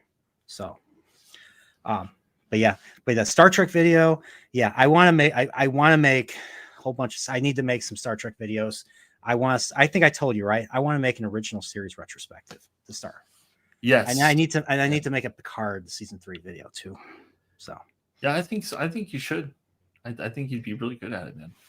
Plus, I think I've already seen some people mention it to you or harass you about it. Yeah, I like it when people do that. That means people, everybody knows how I feel about it. So it's not a secret. So yeah, but a lot of people that watch me understand why. So, and that's so we still have half an hour. It looks like Steve's not gonna show up. Oh, that's okay. We still love Steve. We still love you, Prophet. We still love Steve. So, well, I mean, I like actually saying that Die Hard is a Christmas movie. And I've been seeing a lot of people trying to argue that it's not. And I'm just like, dude, not only does it take place on Christmas Eve, but it also takes place, but it's like everything that happens is Christmas themed. Like there's Christmas music everywhere. Like he literally insults the bad guys using Christmas slang on a dead dude. I mean, it's like everything about that movie screams Christmas. And like, and like even at the end, like they go home with their kids to celebrate. Like Christmas is literally in like a couple hours. Yeah, it's pretty much a done deal. You can't really fight against that. So did you? So I wanted to ask you. I know you said this earlier. So you basically do all your kids? Well, I mean, maybe not your eldest. Obviously, your eldest is, or maybe your older son and daughter, but your younger son. Does he believe in Santa Claus still, or? Emmett, my youngest, I think he's on his way right now to believing that Santa isn't real, and I think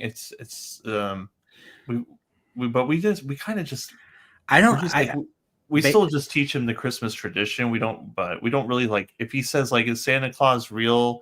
Me and my wife kind of decided that we weren't gonna lie to him. We'll just be like, well, he is a Christmas legend. He's part of the Christmas tradition. But mainly we celebrate Christmas because of the birth of Jesus. That's mainly what we celebrate. But we don't just be like, hate to burst your bubble, kid, but you're wrong. He's not real. Sorry.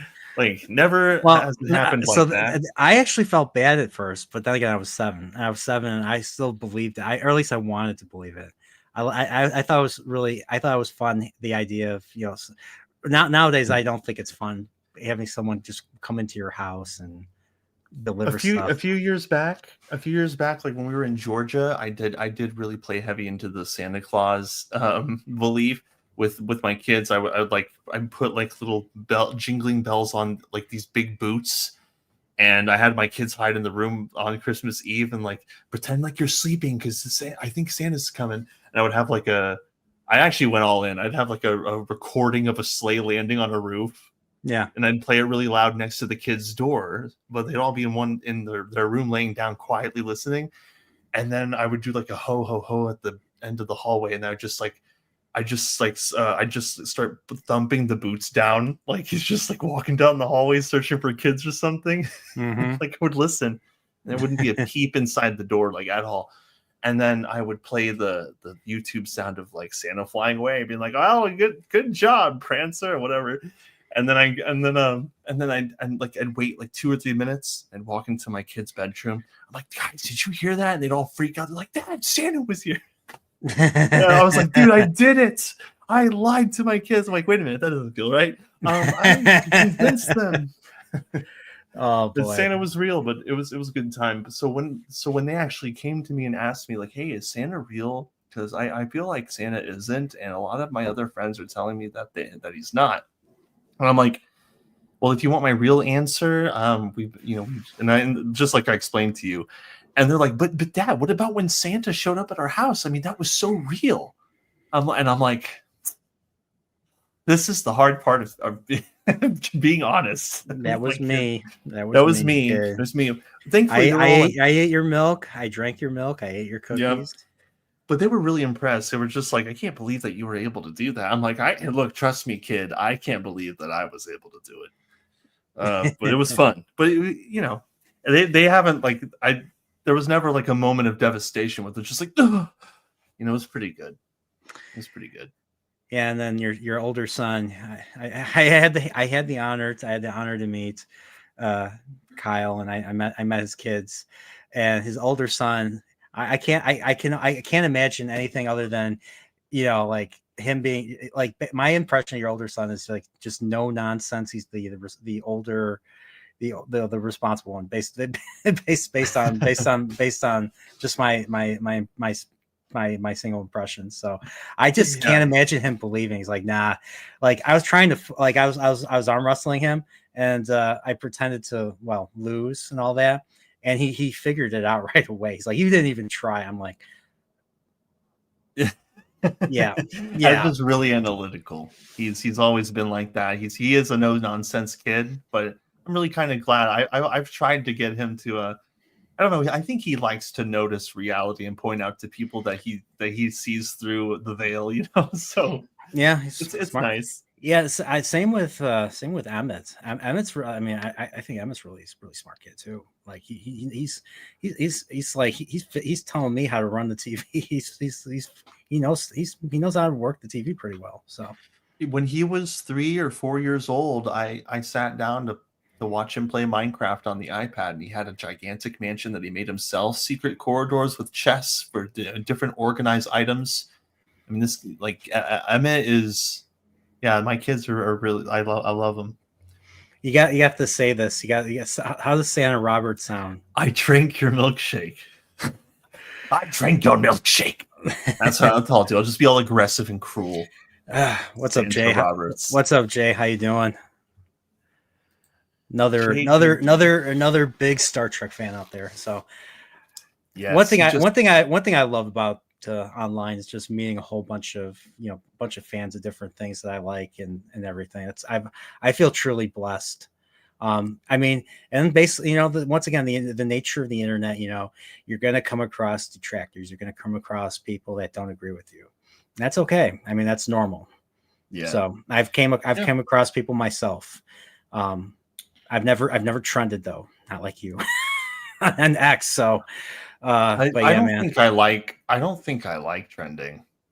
I think it's yeah, man. it's like people don't. I just want like I have an opinion, just a rant like it's like an offshoot. It's like, hey, when you I have don't. freaking Ian Miles Chong commenting on your thing, how? Well, I don't really care for. I've heard. I don't know. I I mean, don't really care for him.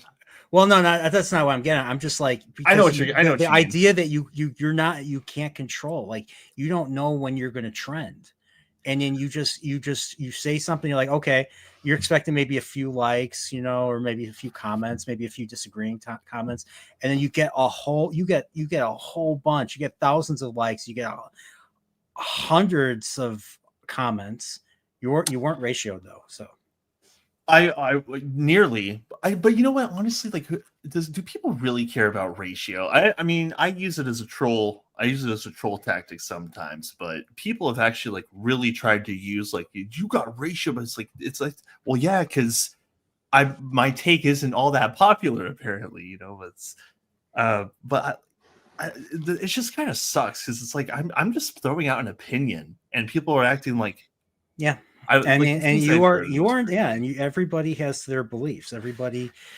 You are entitled to your beliefs, just like people feel entitled to not believing in God. You are entitled to believe in God. It's no different.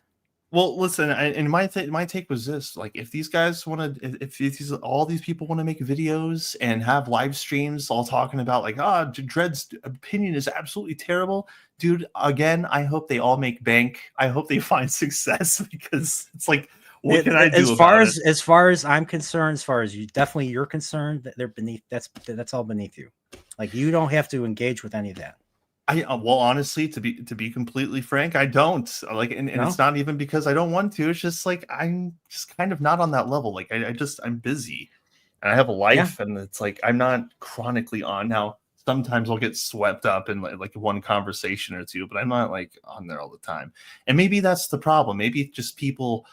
I think that's also a thing. It's like people are on Twitter so much. It's like people are used to getting responses on something really, really quick. And it's like they have this mentality where if you don't, or if you don't want to engage, it's like, oh, you're being a coward. You're running away. I just let them do what they want. Just at the end of the day, there's nothing I can do. It doesn't matter. It doesn't matter what any of these people say because they don't know what the hell they're talking about. They don't know anything about what they're talking about.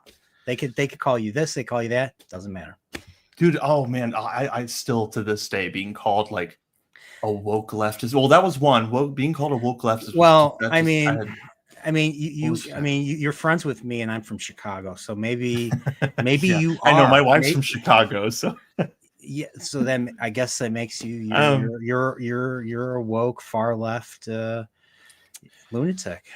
No, the craziest thing is that the gaming community has now forcefully created a third, or at least a third faction that, or at least a second faction that is against the gaming community, and that is the puritanical Christians, or like the woke right fascist Christian faction.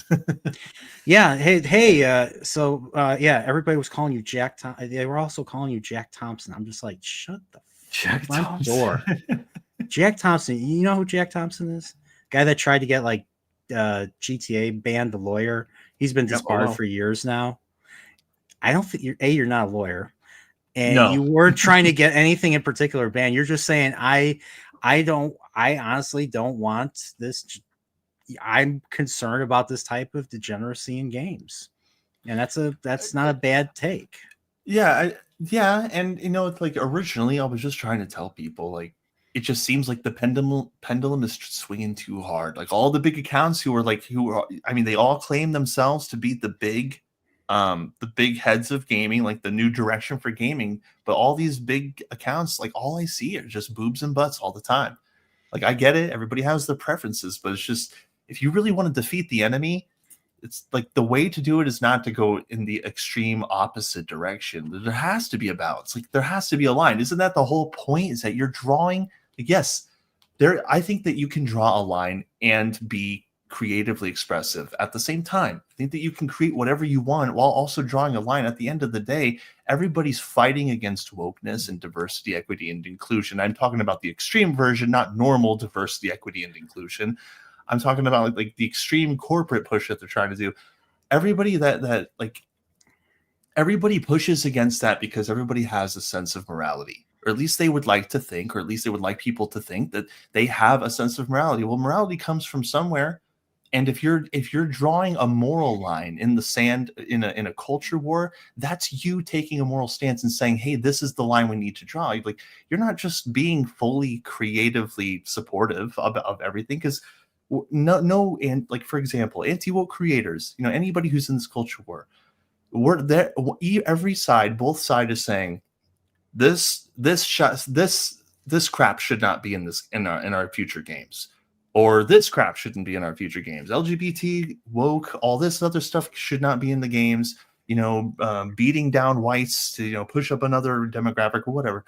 It's like both sides are pushing for that.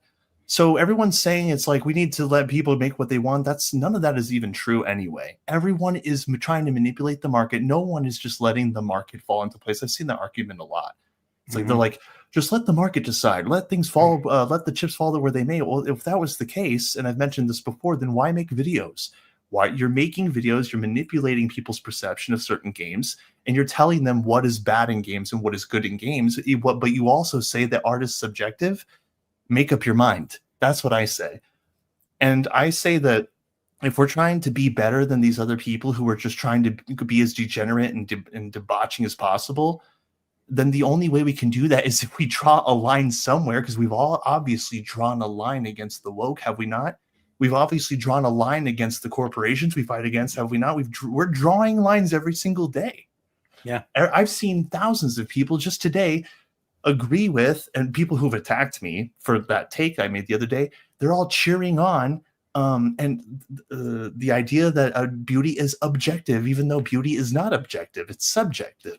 Not everyone's going to think that one thing is beautiful, even though most like 100 people think one thing is pretty, and then one person thinks it's not pretty. Beauty is not objective, but people treat it like it is. Beauty's in the eye of the beholder. Eye of the beholder. Yes. To quote the title of a Star Trek: The Next Generation episode. Yeah. And everybody's argument is, oh, we're just doing this to troll the other side. It's like you've been trolling them with half-naked women for months. I think they get the point. I think they're all. You say that you're winning. You say that they're losing. Here's the problem. And I think a lot of people don't think about this often. There are kids on X. There are teenagers on X. There are young men who are impressionable on X. And anybody who does have a modicum of decency, anybody who is an adult who has really tried to sit down and think about these things knows that there are impressionable people on the internet, people who don't have all the answers like we do. Or like, I mean, a lot of the answers. There's people. There's a young man that I've had on that he frequents the chat. He's only 15. Won't say his name. And I know AC and Adam, because they do video game stuff a lot.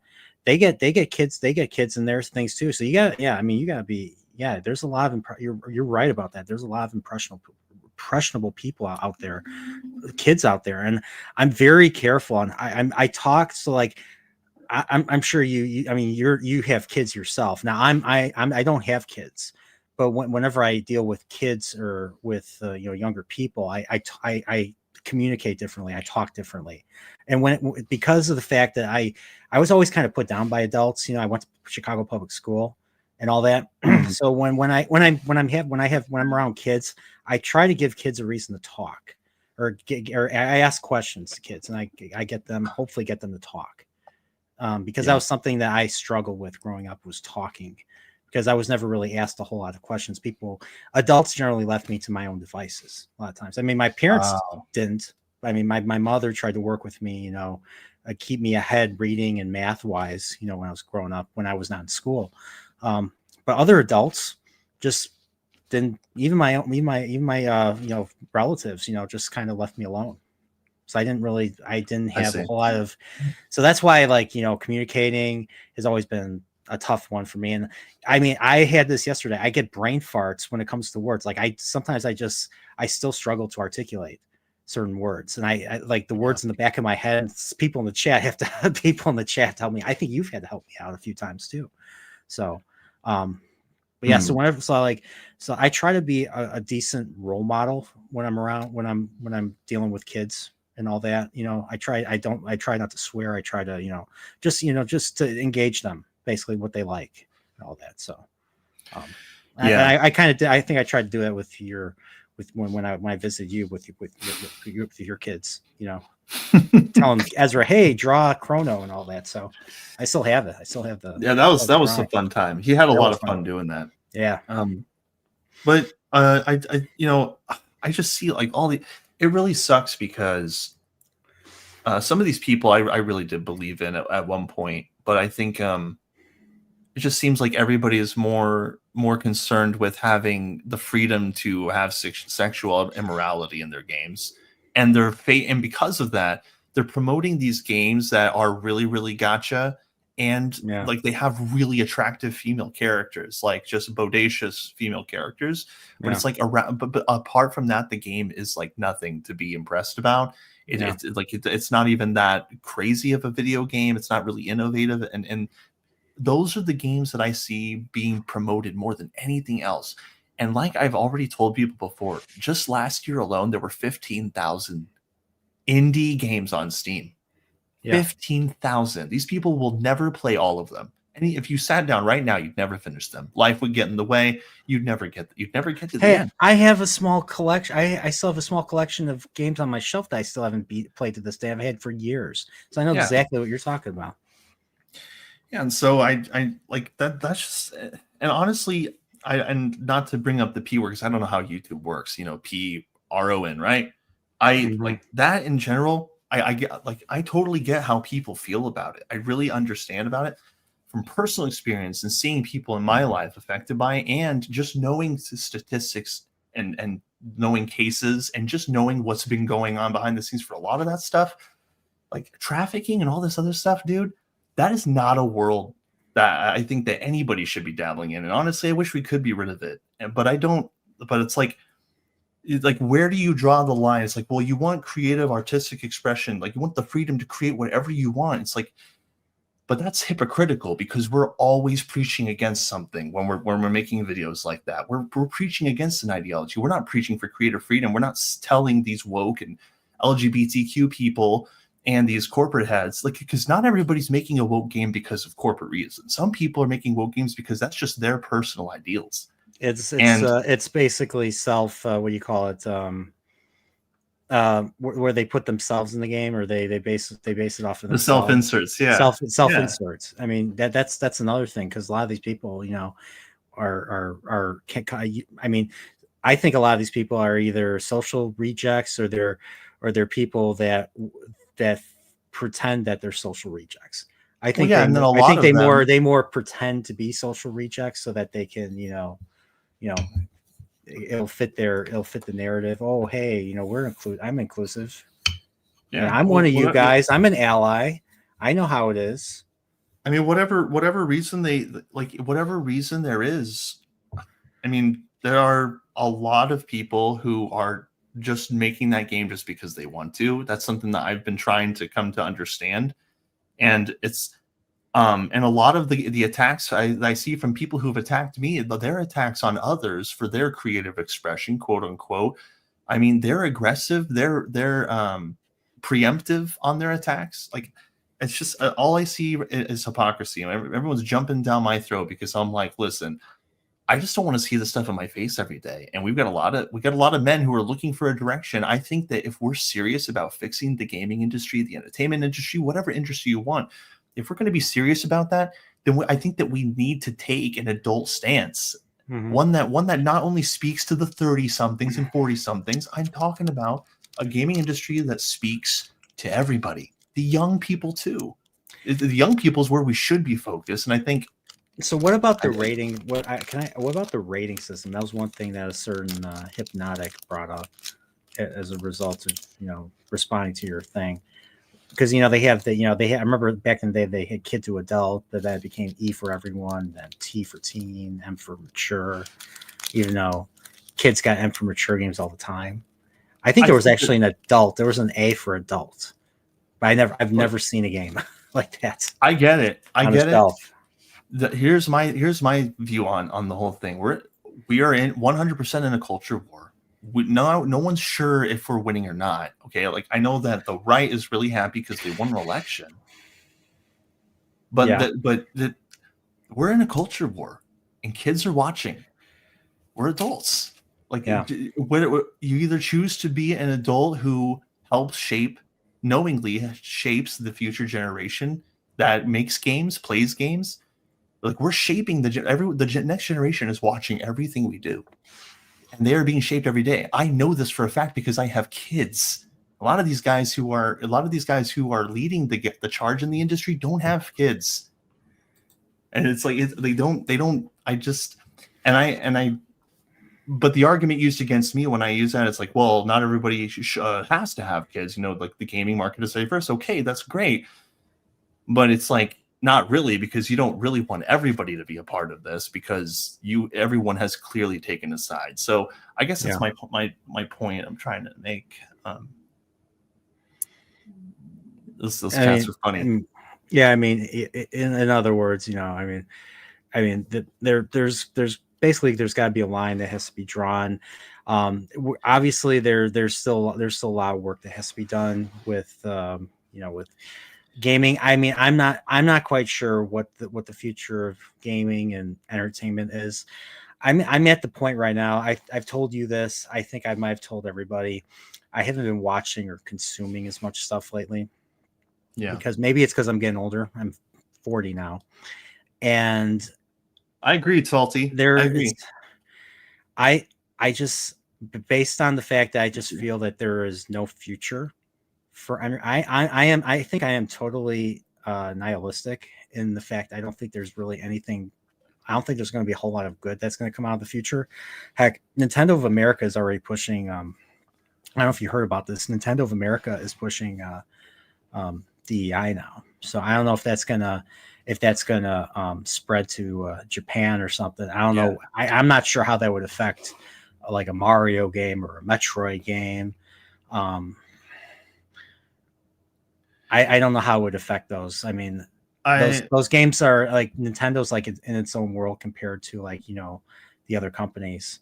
So I think that Nintendo's going to survive, but I think that a lot of these bigger companies are going to either be reduced, or I think we're going to have our Phoenix rising from the ashes situation. I think we're on the cusp of.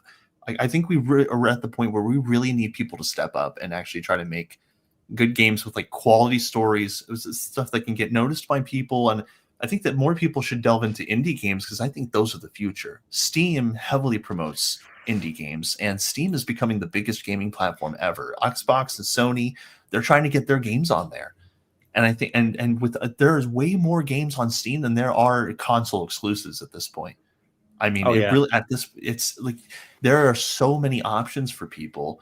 And I've been looking at some of the percentages, like how much percentage is of the gaming industry is being affected by DEI and stuff. And it's like as many games out there that are pushing all that nonsense on the mainstream, it really does not compare to the amount of just free thinking games out there that exist.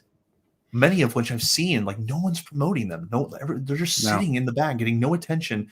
And then all of the biggest influential voices in the space are promoting one game at a time, every single day, and constantly comparing it to everything else. And all these other titles from these really hopeful people that like get super excited over one person quote tweeting them are getting left completely behind. And I feel like that is such a huge crime. Like all of these creators, dude. It's made me really step back and evaluate, among other things, like feeling things deep in my soul, raising my kid and moving to a different country. I've been taking a step back and looking at all these people that they're just starving, craving some glimpse of success where they can get their game out there, and no one's even bothering. And it really messes me up. And you already know me and Kelly are trying to make our own game right now. We're in the concept stages, but it's like, me and him were just talking the other night. It's like, dude, if only like we're trying to do this, it's just us right now, but like we're all right. We're making progress, but it's like if everyone else would just try it, like who knows, But it's like you want to preach to be the best. You want to talk about saving gaming. I think the only way we're really going to save it and the only way we're really going to fight back and beat these guys is to make games that are far better than anything they could do. That's how we win. In other words, become part of the game. Don't just be a commentator, but just actually become part of the game. I'm not saying like everybody should, but I mean, like, listen, like we've all played games our whole lives, and we've played the best games. We know what a good game is. We know what a bad game is. Let's take that knowledge and put something together, and give it to people. It's like, I mean, I love talking. I could talk all day about how all the bad stuff in gaming do, but I bet if everybody were to just try to make a game for real, dude, I bet you we could really turn the industry around, especially as influential as people are. If they just aim it in the right direction, and you don't even need to half the time you don't even need to reinvent the wheel. Yeah, I mean, just you learn the skills, the programming, just learn the programming and the artwork needed to just learn how to create sprites first, or learn how to create polygons, or 3D environments, or 3D characters, lean into your strengths. Like I've leaned into character modeling. I figured out that I was really good at human anatomy. So I've been learning how to character model. My brother, he was in the Air Force as a coder, like really like top secret coder. So he's taken all that knowledge and he's immediately dived into coding for Unreal 5. You already seen Brian, like he's trying to teach me stuff. I'm like, yeah, fine. And then it's beyond me too. And I took a programming course in college. Yeah. Did you? How was that? It was awful. It was Fortran. So it was a language back in 2006 that was already dead. Oh man. Yeah, that's crazy. Well, yeah, I think that's just like the best way, because it's just talking about it seems to. I think we're just getting some diminishing returns right now, and people are starting to eat themselves alive, and they're searching for enemies, and they're finding them in the wrong places. You've built software. He's built software. Oh, yeah, Salty. Yeah, Salty. He did. Microsoft Basic. Holy crap. Yeah, I'm getting into Unreal 5. It's supposed to be a lot more accessible to people who've like never made video games before. I've dabbled in a little bit of Godot engine. I've dabbled in a little bit of Unity, but Unreal 5 seems the way to go if you want to get a game out like in a relatively short amount of time. But I think that it's just going to take a little bit of hard work. I don't. All that stuff is just, it's diminishing returns to me now. Like I can't, like, I don't know. But I think I'm at the stage where I just want to kind of observe and see where this thing goes, because I think it's all ramping up and everyone's kind of heading in an extreme direction right now. And I don't think they really want it to stop. Some of them have said that they're happy that we're going in the opposite extreme direction. So it's like, what can I do? Every time I talk about it, I'll still talk about it. I'll still post my opinion, but I'm not going to live this whole lifestyle of where it's like every tweet that I put out has to be dissected in streams and videos. And I want to set a better example. So I'm not making a bunch of videos on all these people who attack me. I'm not going on a bunch of live streams and being like, no, here's my side. Dreadroberts. Dreadroberts channel's under attack. The final Chillporeal. No, okay, that's not true. I know, right? Just like the Dread canceled Christmas special, but no, I don't feel canceled. Like I gained a lot of followers. You're not canceled. You're not canceled by any means. I don't feel canceled. I won't say that it didn't hurt at first. So I'm like, a lot of these people seemed really cool, but it's all right. It's fine. It's all good. Like I've told you, and I've made a lot of good friends. I think everyone has an understanding. Like you have your friends that you have, and those are the people you can count on, and that's all that matters. Yeah. Yeah. And I didn't even think it was, until a couple of years ago, I didn't think it was possible to make friends online. I had a hard time making friends in real life, in person.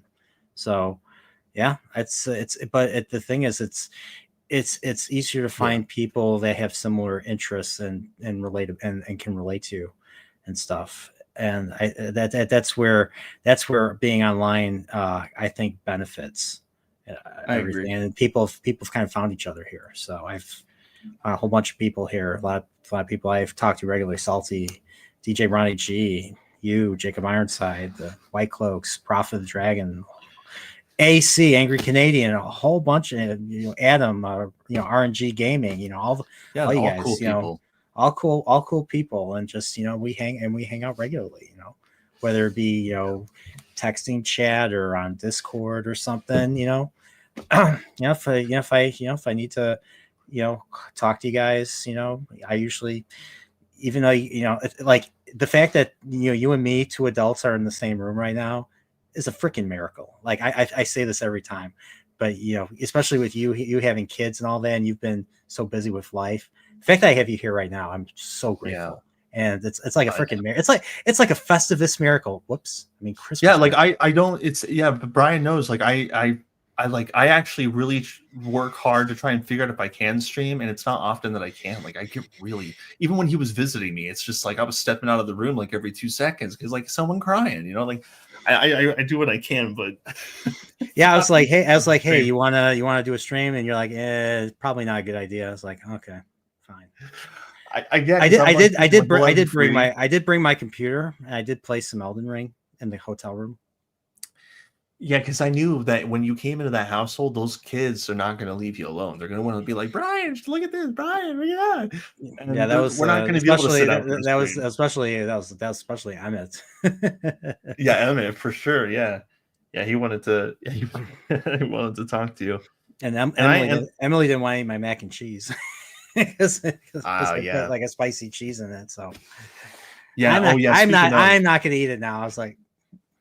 Speaking of, like, when you visit, for sure, we're making that tomato soup. Like, that day for sure. That orange creamy tomato soup looks so good. Like, I still want to try it. It looks really good. And I had Kyle's legendary chicken sandwich that he made, and it was so good. It was so good. Yeah. It was made with pride. So he's just like, he was bragging about it. So we're hanging on Discord. He's bragging about this, because we're talking about food. He's bragging about the chicken sandwich that he made. And I was like, you know what? I'll be honest. I was a little bit skeptical. I was like, is this anything I can do? And I actually did. I liked your chicken sandwich so much that I attempted to make my own. And it didn't compare, not even close. It was good, but it wasn't even close. Yeah, but if you keep making it, you'll perfect it. Yeah, I just need to make it like every day for like the next 20 years to get to your level. So I mean, it's. Well, I started by just making a plain, boring chicken sandwich for, like, it was poorly cooked, and then like 3 weeks later, I was like, this actually tastes pretty good. Let's go with this. What was that? What was that Guam liquid that you dunked the sandwich in? I forget what it was called. Finadeni. Finadeni, right? Yeah. Finadeni. I think I made my. If I remember correctly, I did make my own Finadeni. I think it was yes. You need balsamic, right? You need balsamic. I don't know. Maybe you did. For my Finadeni, I use soy sauce, half soy sauce, half vinegar, and then lemon juice, and then chopped up peppers and onions, or like preferably. You didn't use balsamic. Onions. You didn't use balsamic vinegar for that. I did not. Just regular vinegar and soy sauce, and then like lemon juice and some chopped up peppers, bell peppers, and chopped up onions, and then like throw some like half cut up grape tomato slices in there, and just let everything soak in the fridge. And you pour that all over your rice. I'm half telling chat too, but you pour it on your white rice, steamed rice. You can pour it on your meats. Like, it's an all-purpose sauce that is like, it's like famous in Guam. And ever since I've tried it, I've just used it on a lot of my dishes, like, for years now.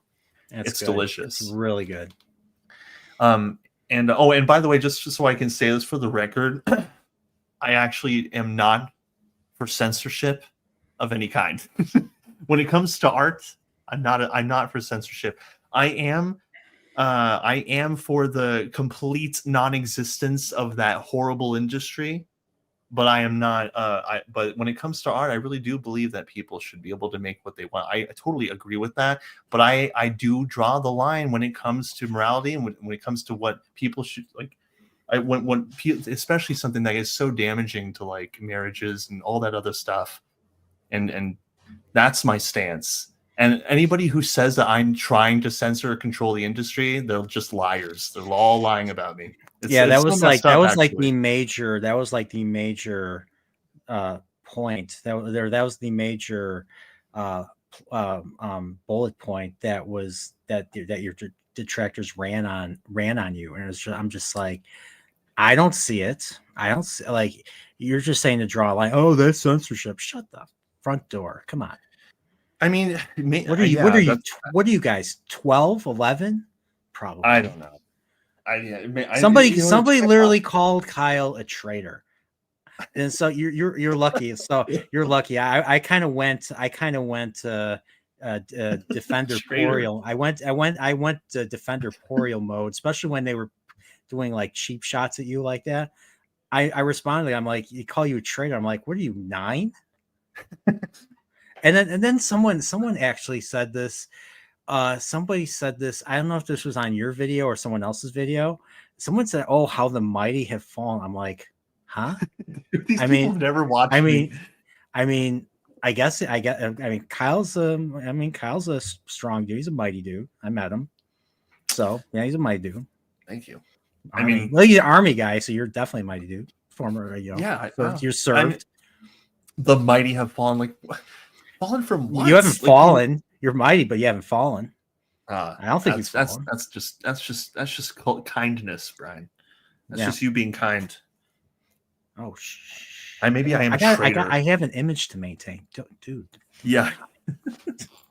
But if you guys want to look, if you guys want something that you can make immediately and make it really delicious, I'll give you a recipe right now.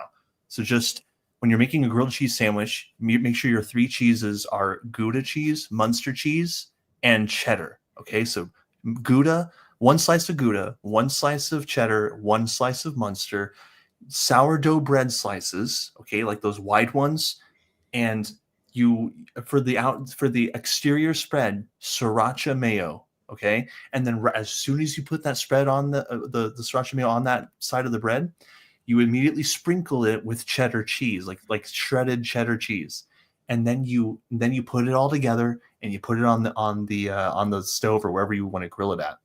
Dude, that is by far that's peak grilled cheese. Peak. You heard it here, folks, ladies and gentlemen. Oh, gentlemen, sorry, there's probably no ladies here listening right now. So but yes, so DJ Ryan G says Brian is God Porial. Shogun Porial, that's what Dread is Shogun Porial. But he's not going to Japan, he's going to Korea. He's going to South Korea. The good Korea. I am, but I can visit Japan for free. Which is awesome. A certain person plans to go to Japan this year. Dude, we're all gonna meet up there. There's gonna be like a trio photo. It's like, who's that guy? That's Brian. Yeah. I mean, I've been a fan. I mean, I'm not quite the weeb. I'm not a weeb. I mean, I know some people. I was on Brandon the Anime Guy's stream on Saturday. I'm not a weeb. I mean, I still like anime shows, especially older shows.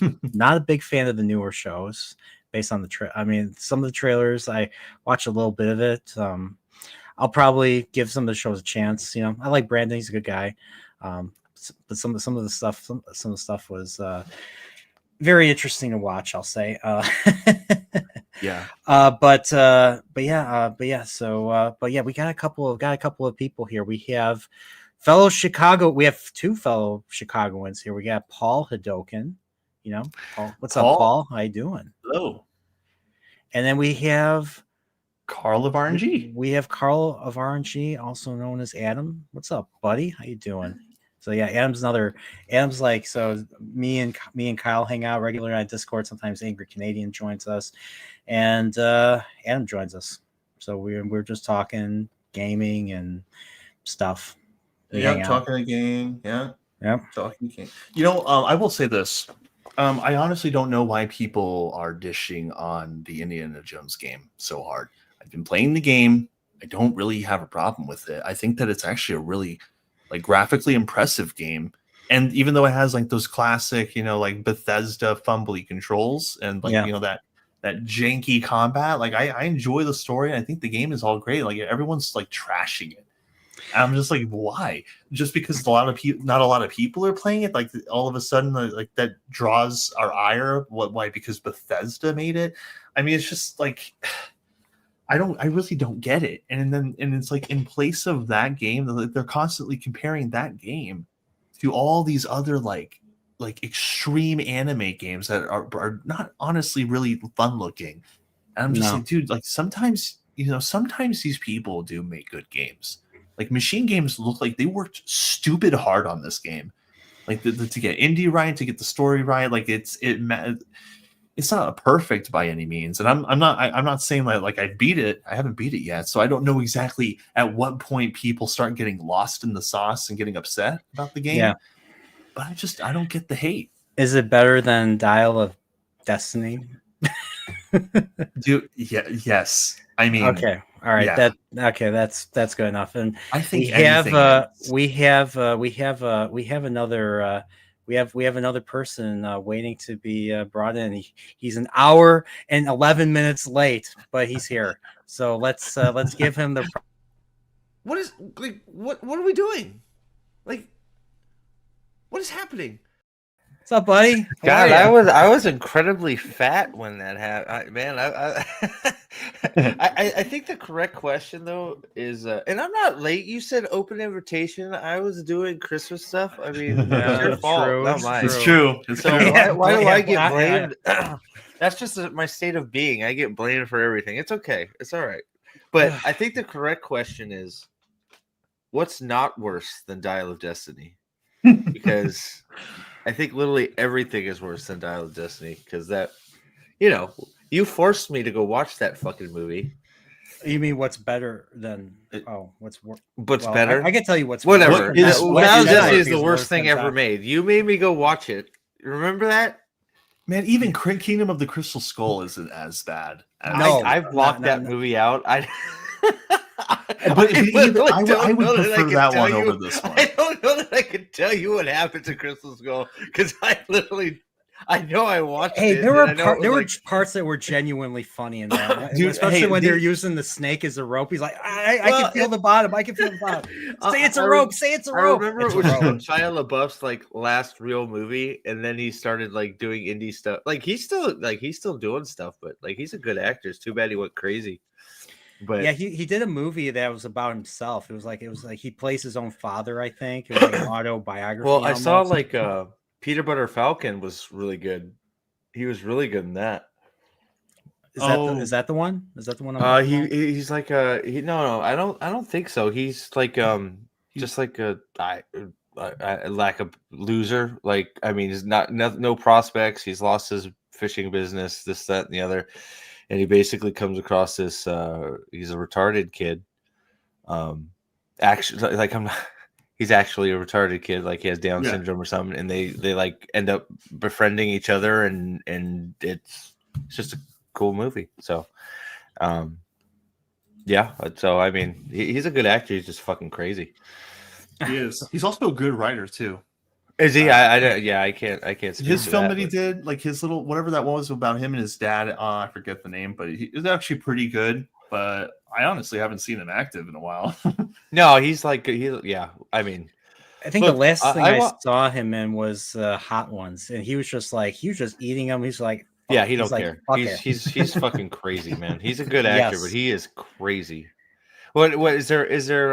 Yeah, he was like freaking Robin Walgreens here in Chicago when they were filming the third Transformers movie. Like it's like I'm like, he's crazy, what is man. going on? Yeah, like what's going on with him? I mean, it might be hot. I like the first two Transformers. They're fun.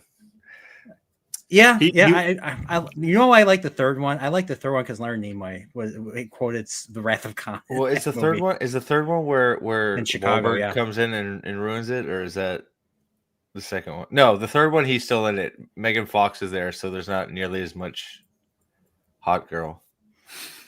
I thought she got fired after the second one. Yeah, she got fired after the second one because she called Michael Bay a fucking crazy idiot or something. She called him a Nazi. She literally called him. She called like this. Well, was that's before. like normal lingo right this now. Was before. Back then it wasn't. She was just a trendsetter. She was probably right though. I mean, she was probably right. I mean, Michael Bay. Dude, Michael Bay is a gem. We need more Michael Bay movies. That's what we need. Dude, going back and watching those old Transformers movies he made, I'm like, man, we need these movies back.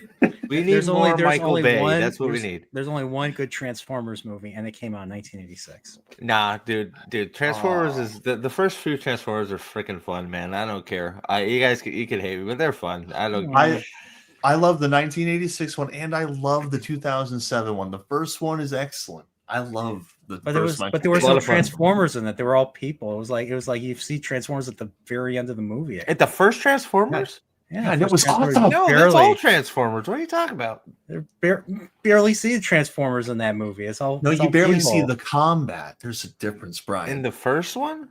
Yeah, the first one. The second one, there's less. Like the second one, Optimus is like out for most of it, so I get that, but you get to see two giant wrecking balls hanging from a 3 Transformer monster ripping up a pyramid. I mean, what the hell is not to like?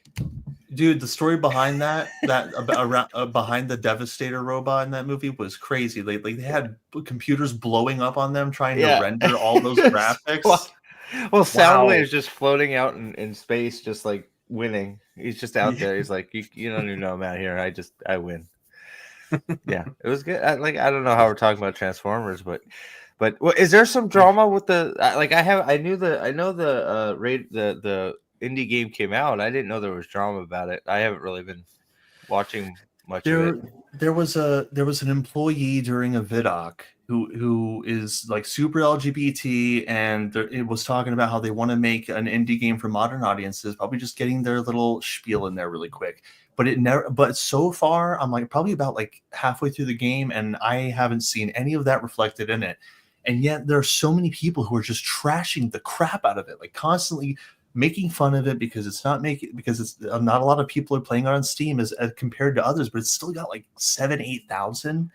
But they're constantly comparing the indie game as if it's some woke piece of garbage to all these like anime games that are all gotcha, big booby butt chicks with like little to no gameplay that is innovative or fun.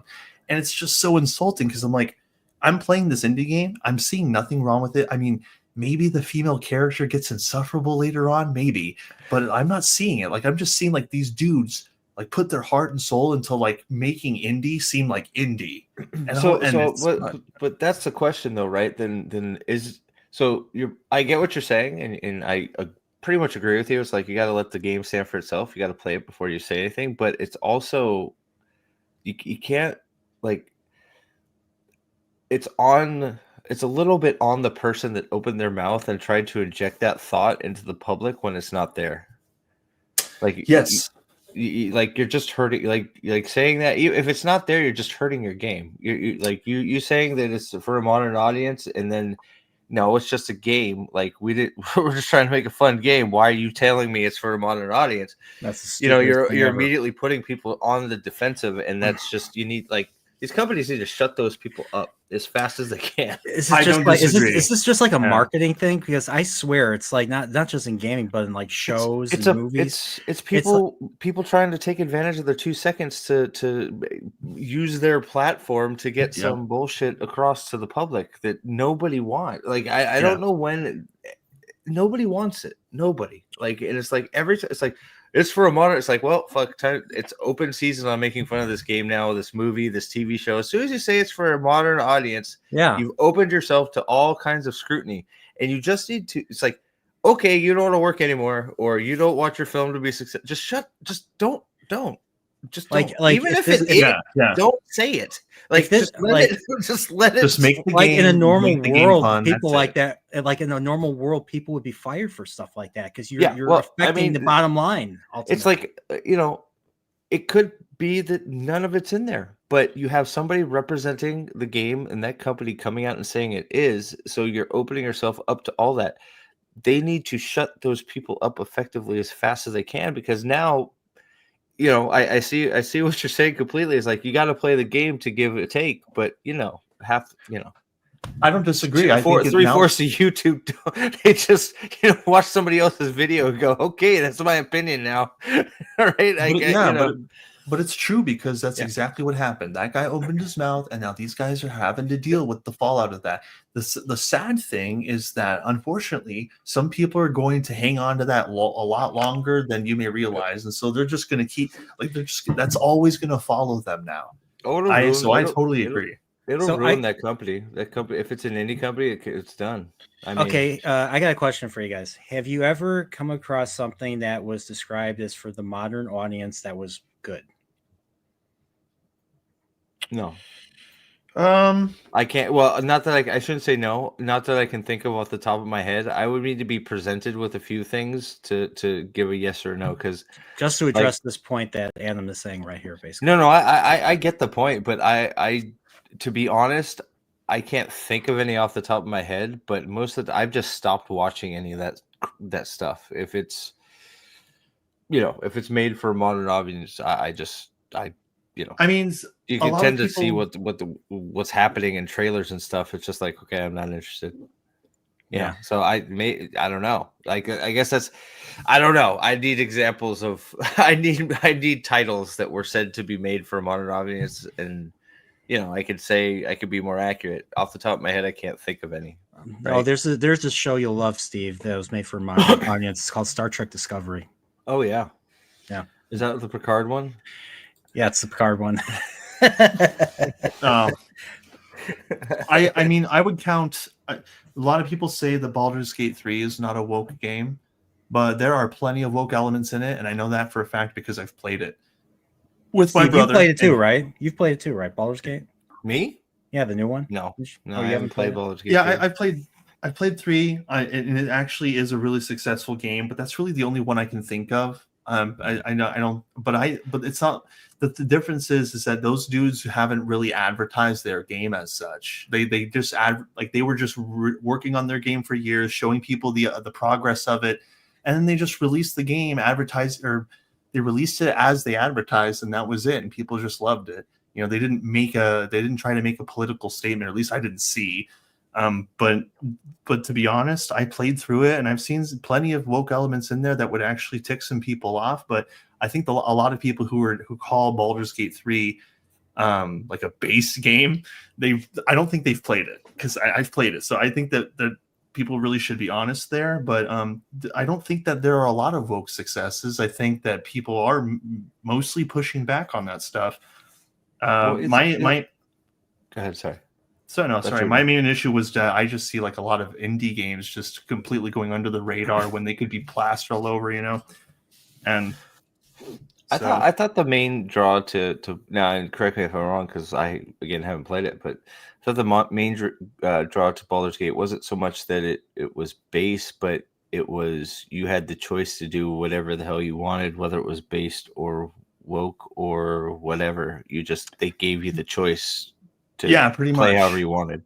Yeah, so, pretty much. You can kill all your companions. No one is like a super Mary Sue girl boss or anything. I mean, maybe there are a couple of girls who could be in that game, but you have the choice to do whatever you want. And yes, that is true. That was a major selling point. So I don't know. It's one of those like I get the point. It's like, yes, being made for a modern audience is now being used as a bad word, but it's attached to a lot of things like, well, I mean, Sleeping Beauty is made for a modern audience, right? I mean, Wonder Woman is made for a modern audience. I mean, like, it's like when you attach a phrase to stuff that sucks, it's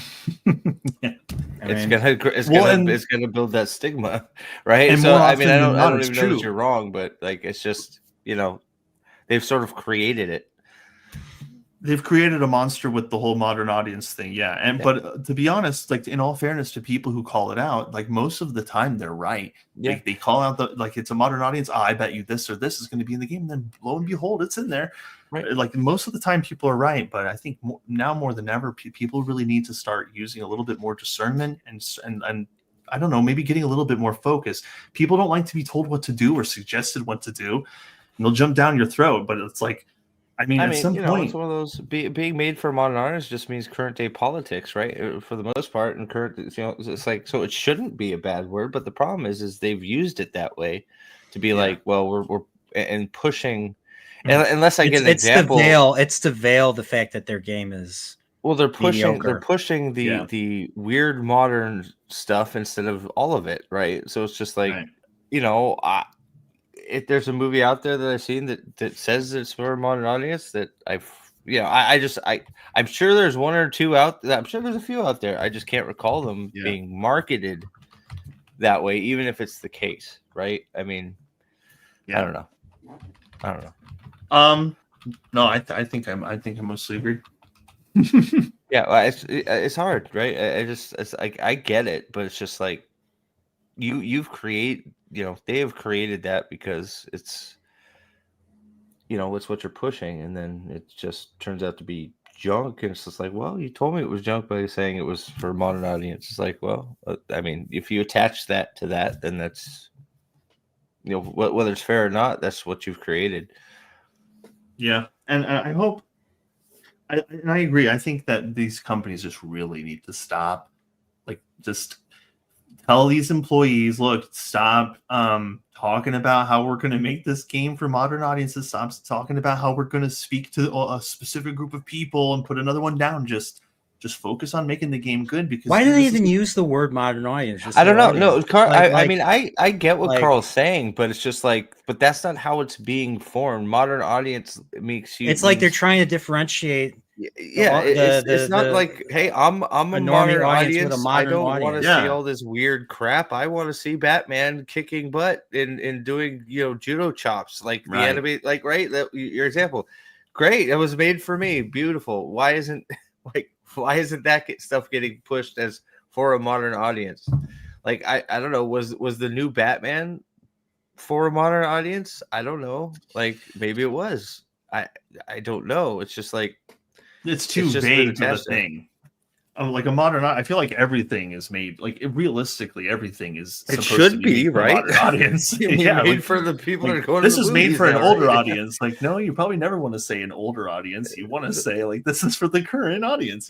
Well, right, yeah. It's like we're making this movie for the 90-year-olds that are about to die. It's like what? No, the old birds who just can't let go. We're making it for the old nerds. Yeah, that's what we're doing. Yeah. So I don't know. So, all right. Well, Steve, you joined better late than never, but well, I gotta go. So. I have to go to work.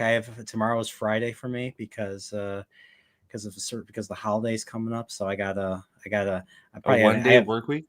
Yeah, 1 day work week because I have 3 days of vacation, so I'm using that towards in between Christmas and New Year's. So, but yeah, I have to get up early. So, since you guys are here, is there anything you want to promote? I know, Steve, you've been doing a lot of streams. Season 3 of Wheel of Time you've been so excited. You've been so giddy about the new announcement. You've been streaming like crazy. You're like, you're already talking about it. So I promoted the White Cloaks earlier because Will sent a super chat. So come on, promote yourself. Come on. It comes out February, right? The new season? It's March, I think. Is it March? It's March, I think. Oh, March. So hopefully the last season, we can all rejoice in saving some film.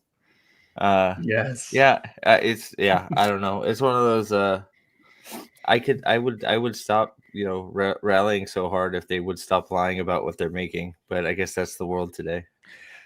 Made for a modern audience. Yeah, well, I don't know what audience it's made for, but nobody seems to watch it. So not the people that read the Wheel of Time. So what's that? Not the people that read the Wheel of Time. Robert Jordan. It's such a weird. I don't know, but I'll be around. You know me, random as always. Whenever I get time.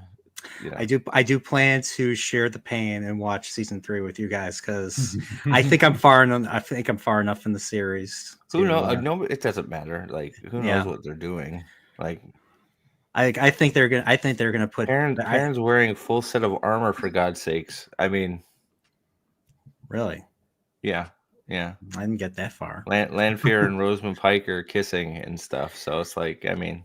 you know, So it's so I'm taking it. cares? They're gonna take that moment in Fires of Heaven and put it in this season. Probably not. Probably some aspect of it, but they'll just screw instead and make a baby. I don't know. Think of the stupidest thing. They'll do that. Yeah. But that's where we've got. What's the stupidest thing? so Okay. did Sanderson's book come out? I know it was supposed to It come out did this come month. out. Did you get it? Yeah, I know you've been reading like sample chapters for like the last few months, I think, each week. It came out. Did you finish it? I did. It was a massive disappointment. But it's not the last book in the series, right? Like It's actually the end of this. He splits them up into eras. So this is the end of like the first 5 books of the Stormlight Archive, and you know that some of those I talked to Al Dan and Will and Alan Technically Mexican and a few other guys. It's not what I don't like saying that it was a disappointment. I hate that because I'm a huge Sanderson fan and a Cosgrove fan, but it was bad. It was really, really bad. And, it's one of those, I'll probably have some more streams about it because I know the guys are still not over some of the stuff that he did. It's very weird. It's very weird. So, yeah. So not great. Not that was supposed to be like my good stuff for the year, right? That was supposed to be like exciting and my stuff to be like, yes, this is great. Yes. And it's like, why are you grooming a boy? Is everybody gay? Why is everybody kissing? Why are you talking about chol vaginas? I don't know what's happening in my Stormlight book. It's very weird. Very weird. Yeah, it's very, very odd. And one of the biggest, Alan, was at Dragonsteel Con. So he went to Sanderson's convention. That's how big a fan he is. He even had a booth there. So he had a booth there. He supported the convention. He did all kinds of stuff. Al Dan is probably the biggest Sanders Cosmere fan you'll find, and the amount of expletives I've heard come out of his mouth about this book is probably worse than the Wheel of Time, if you could believe that. It's not. It's bad. It's really not. It's unfortunate. Is something going on? Is something going on with Sanderson? We're trying. It's sort of one of those things. We're trying to figure it out, but I think part of it is he's started to surround himself with a bunch of yes men and people that are trying to push him into a different direction. We'll just say. Oh, okay. One of the comments we've sort of latched onto is he wrote 3 separate endings, had people read them, and then made a 4th one that incorporated everything that people liked about the other ones. I see. And it's like, just write your ending, dude. Like, just write your ending. Like, it does, like just write your ending. Like, I don't need the ending from, Beta Reader 5. I want your ending. What is your ending? So I think he's getting a lot of bad advice, trying to branch out to a more modern audience. Nice. Like, I don't know what else to say other than, there is a lot of attention paid on a new gay relationship that really has nothing to do with the plot. And it's like, why? This is supposed to be your magnum opus right here. This is supposed to be like, if you ask Al Dan, he's ruined the best character in the series in just one book. So, that's a shame. That's a shame. It's really it's very hard. It's very hard because we all love this thing. It's very hard because we all love it, and it's just we're not going to be those guys that just be like, yay, it came out. Mm-hmm. Things happened. Wee. No, it has to make sense. Like, even though if it's one of my favorite things, it still has to make sense. Even though I love the guy, it's got to make sense. Yeah, that's you're a quality fan, Steve. That's the problem with a lot of these properties now is the quality, the writers and the quality of their fans. So. Yeah, you just can't, like, if you make crap, it's crap. Whether you're my favorite director, writer, whatever. If it's crap, it's crap. Like, Yep. I would much rather it not be crap. Trust me. It was a fucking thick book. It's like that thick. It's a fucking monster. So I think it was 60 hours on Audible at normal speed. 60 hours. Wow.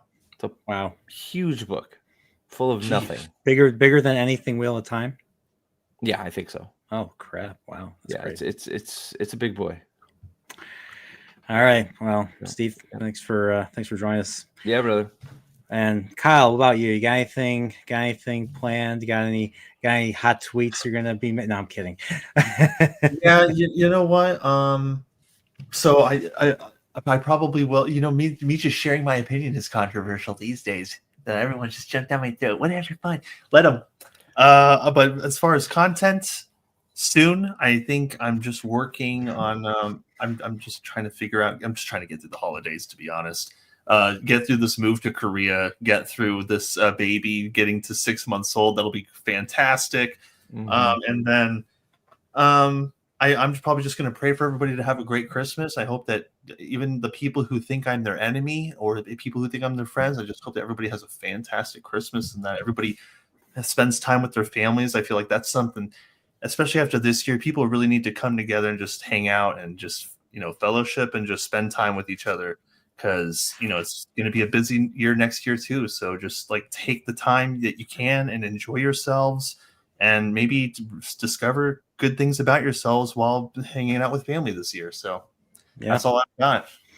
And hopefully you guys will survive hanging out with family, especially with a certain election that just happened. So, like I said earlier, so we'll see. I mean, Thanksgiving, I got through Thanksgiving, and we all got through Thanksgiving. So let's let's see if we can do that. So, but yeah, so I am trying to schedule another Chillporeal. I reached out to a certain person who may or may not be in the chat right now, and talk maybe more Christmas stuff or maybe some other maybe some more westerns and stuff. So we'll see. We'll see what happens with that. But Salty Traveling Sea for $2. Merry Christmas, you degenerates. Yeah. Well, yes. He's talking about Steve. Yeah, not me. It's true. It's just me. He's just trying to be nice. Yeah, he's just trying to be nice. So, but yeah. So besides Chillporeal, I have a few planned for January. So I got the so there's one account called the Quest 64 fan account. I'm gonna have him on January first weekend of January. So I'm gonna get him on, and you know who I'm trying to get on for the weekend after that? Our friend Mag, Steve. I messaged her. See, I scheduled something. Hopefully she she's big time in us. She's new job. I haven't heard her channel's gone. I haven't heard from her forever. Now her X account is gone. So the only reason why I was able to contact her is because I can. Yep. We She's have her number. doing good though. She took control and said fuck it. Is that because she just really likes her job and doesn't want to be a part of all the drama? I think she does not want to be part of all the drama. She got out of a real toxic situation in her job, from what I know, and she's just on to bigger and better things. So, heck yeah, God bless her. I hope she does well. Hey, I'll never forget. We threw axes with her. We threw ninja throwing stars. Kyle, have you ever been to one of those places that you throw axes and ninja throwing stars at the wall, basically? Yeah. Are you telling me that you guys did that? We did that with her. Yeah. We did that with her, and I was playing the Ninja Gaiden soundtrack in the background. It was a lot of fun. Okay, that's pretty sick. Javelins, it was crazy. Yeah, it was. We did that, and then we almost killed us.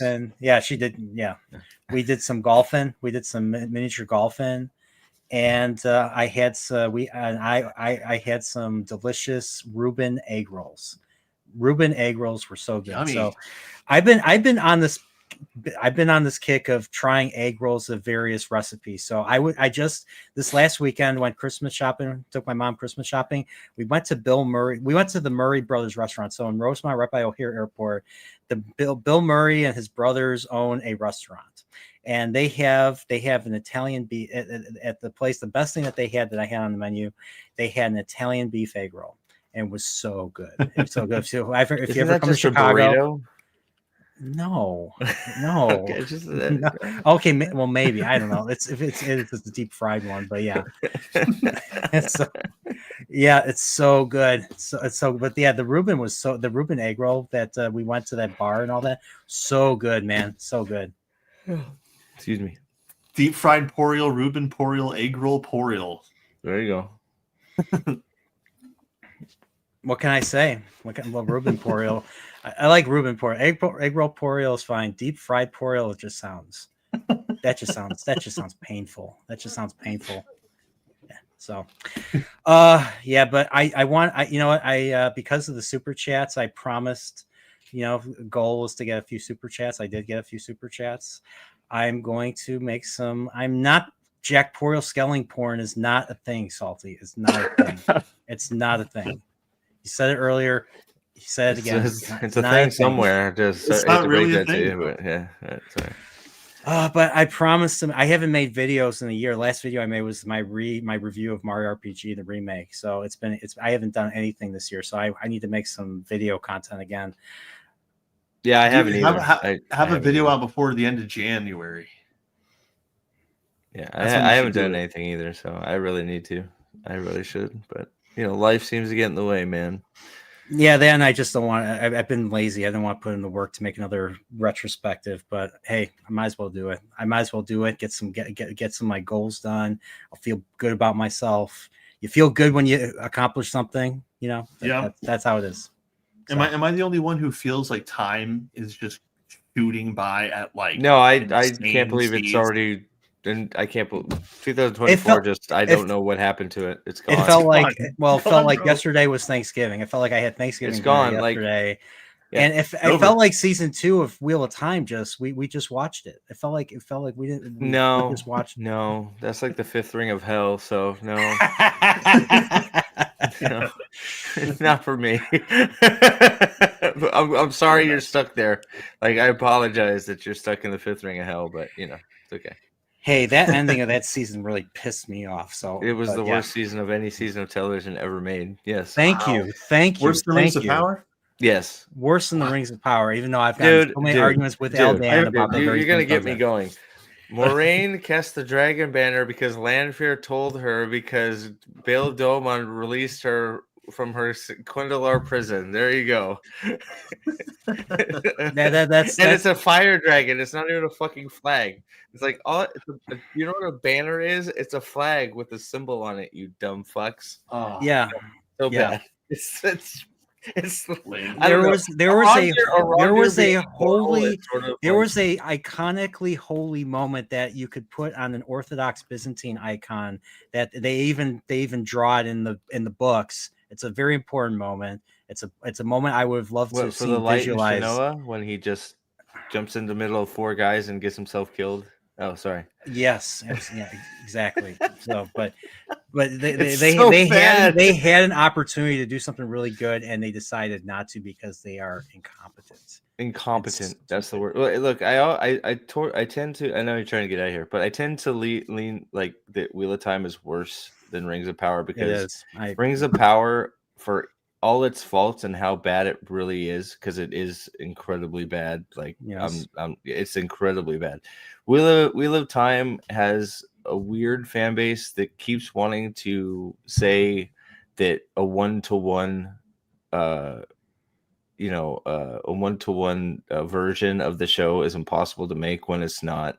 It's bull so they just eat crap and like it. It's like they're a bunch of shit eaters, to steal a term from Asmongold. Yeah. They love eating shit, and then making excuses for the shit they're eating. And you have all this great stuff to pull from, and they choose to do none of it. And it's just none of it. And Rings of Power, while it doesn't have, it's making up its own shit instead of not using the shit it should be. I feel it's a bigger crime to disregard. Yes, that's how I sort of land is you have all this stuff you're ignoring that you're lying, and then Rings of Power is just like, well, we have no shit, so let's just make a Rondir can get stabbed from balls to brains and lame. Yeah. I'm surprised you remembered the name. I just call him Don Lemon. I Don only remember he's a Lemon reindeer because everybody watched that scene and said, "Oh shit, he died." And then the next episode, he's there. He's like, "What's up, y'all?" It's like that Oh, guy's yeah. dead. What are you talking about? Oh yeah. I wish I could remember who it was that called him A. Ron Deer. But I haven't heard that name. Man, the levels of bad of some of these things is just. But watch Silo. Silo's good. These make Game of Thrones season 8 look really good. I'm not joking. No. You're probably right. That season. I hated that. I hated that season. You're probably right, unfortunately. But you're probably right. Yeah. Yeah. I wish I wasn't, but oh well. Silo's all right. good. Well, Silo. We'll have to. Silo's good. Silo's on the list. I like it anyways. All right. If Steve says it's good. It doesn't mean shit. I just like it. 95% likely it's good.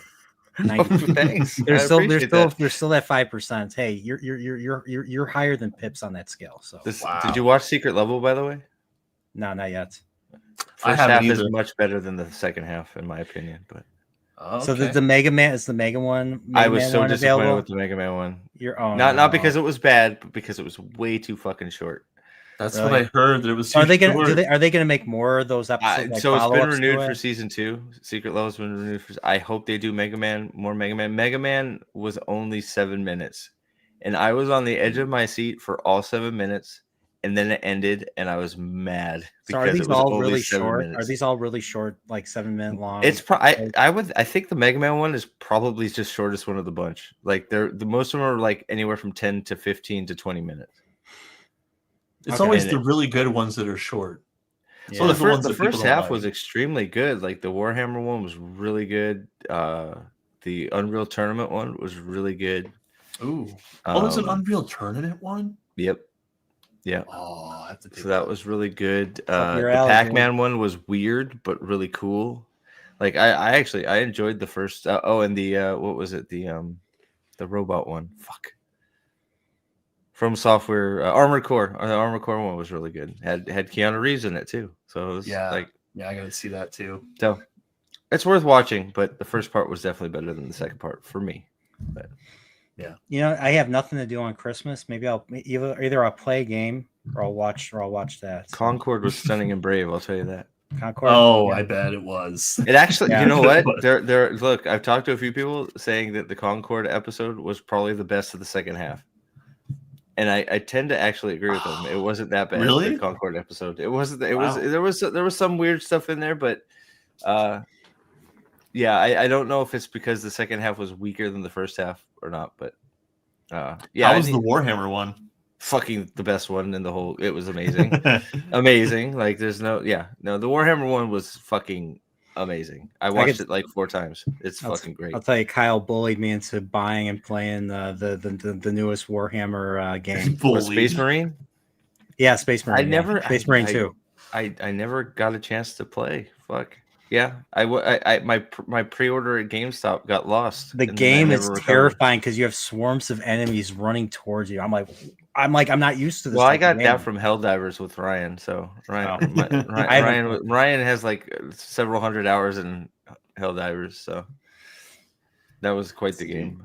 I sucked at it, but I need to do a Chillporeal part 2 with him. I need to catch up with Ryan. Ryan's a college man. He's above all of us. I know, that's why I need to get him. Now I need to plan like 3 months in advance just to get him. Yeah, he's big time in us. He's big time. He's got a car, he's fucking, Ryan. So Ryan is Steve's eldest son. Just started college. So nice, living the life. Yeah, yeah. They grow up so fast, don't they? I don't know how it's Christmas in fucking 3 days. What the fuck? I know. I feel like I didn't. I feel like I didn't buy enough. I feel like I know. Like I kept asking my daughters, like, "Did we get enough stuff?" She's like, "Yes, it's fine." I'm like, "Are you sure?" She's like, "Yes, it's fine." I'm like, "I don't feel like I bought shit this year." It's like, oh, yep. But it just happened so quick. So yeah, I don't know. It's fucking wild. This year just went. Yeah. So it was because I was worried about buying milk all the time that cost $5. Hopefully my milk costs $3 this time next year. That's my hope. Yeah, We'll I had the honor to hang out with you too, Steve. So I met both you guys in person. So yeah, you had the $500 Yeah, grocery that bill. $400 shopping cart is now $650. Oh, 600. Oh my God. I don't even know how you do it, dude. I That's don't. crazy. It's like we've had to cut down so much. It's Oh. crazy. Milk, yeah, it's crazy. Milk, like I actually know. I'm not even joking. People think I'm joking when I say all I want for my president is to make my milk not cost $6. I want my milk to go back to costing $3, and it will be good. That's all I fucking want. Oh, man, let's It's why. Yeah, no, it's. They're just monsters. It's like what 18, 16, 12, and all they do is eat and grow. Yep, that's it. Easton's almost taller than me now, bro. How I'm not how even tall kidding. is he now? How tall is he now? He's taller than my daughter, and he's coming for me right now. Is he taller than me? Yes, Jeez. I'll try and get him on camera here in the next day or two. He's a monster. Like I was when I was 12, I was 5'3". You buy a gallon of milk, it's gone in a day and a half. It's like But do you buy? That's true. Yeah. I have to buy 4 gallons of milk at a time. That's how much milk I have to buy. That's how much milk. You have to buy each double drink. of everything. It's Quadruple. ridiculous. What you know? What's funny? Usually milk always went quick for me whenever there was cookies in the house. Yeah. Whenever Yeah. there was cookies, if there's no cookies or sweets in the house, the milk wouldn't necessarily go quick. So No, it would usually spoil. They wake up, they get like this big ass glass, they fill that shit till it's almost coming over, and then this is Ryan. Ryan, like, it's that big a glass. He'll fill it up to the top till it's almost coming over and just be like, gone, and like throw that shit. It's like, all right. It's like they just drink milk like it's water, man. Yeah. Whew. Sorry. Yeah. All right. No, it's fine. So Yeah. but, Time. Sorry, man. But this was thanks for joining us, Steve. Dude. Sorry it was so great. late. This But, is, well, we got it's midnight. I have it's one day of work tomorrow or today actually. Well, 6 minutes will be Monday, but yeah, Monday's gonna be Friday for me.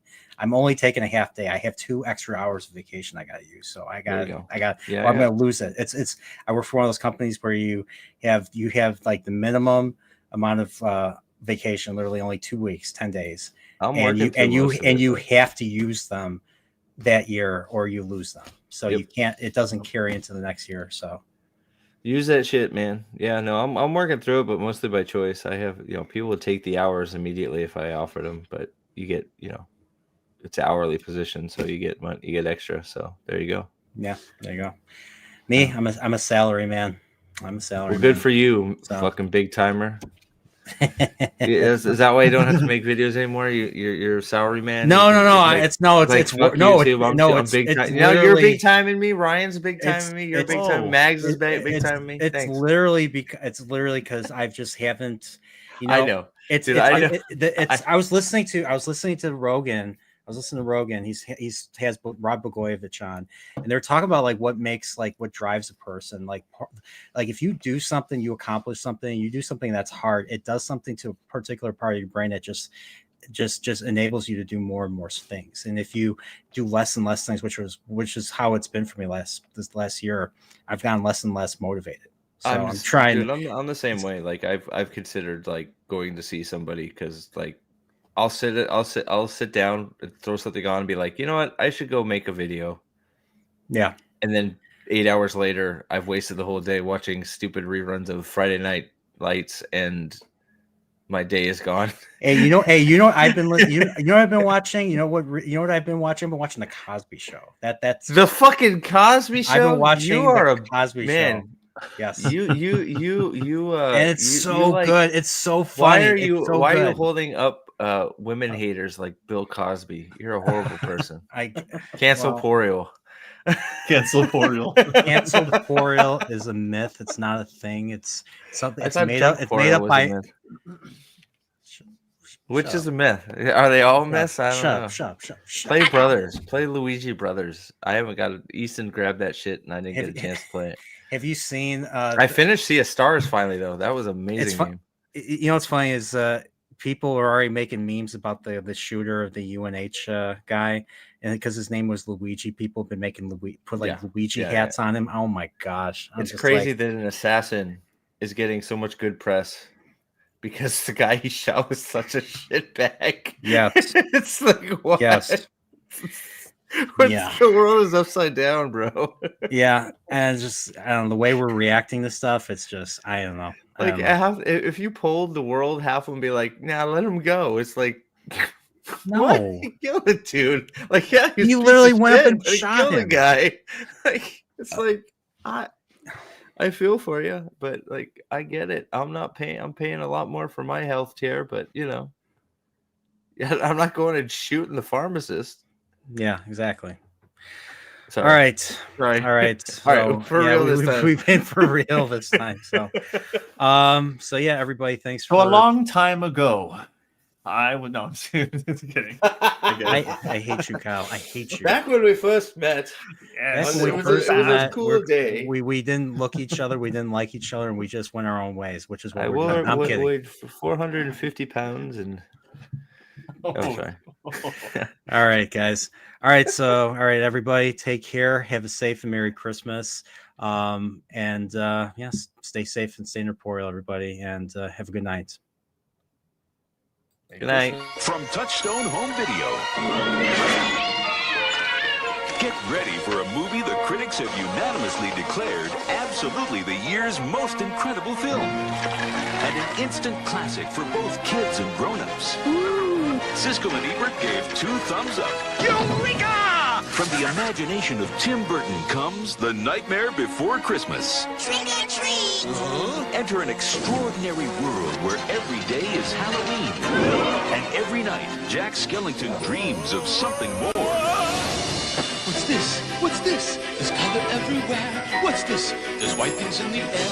What's this? I can't believe my eyes. I must be dreaming. Wake up, Jack. This isn't fair. What is this? Nice work, Bone Daddy. When Jack discovers the magic of Christmas, he decides to fill Santa's shoes. Making Christmas. To the head of the team, Zero. And now he's turning the holiday world upside down. Touchstone Home Video presents the enchanting tale of 2 very special dreamers and the holiday spirit that brought them together. Soon you can own the movie that's a fun-filled delight for the whole family. Tim Burton's The Nightmare Before Christmas. What did Santa bring you, honey? Coming to video this fall. Rated PG.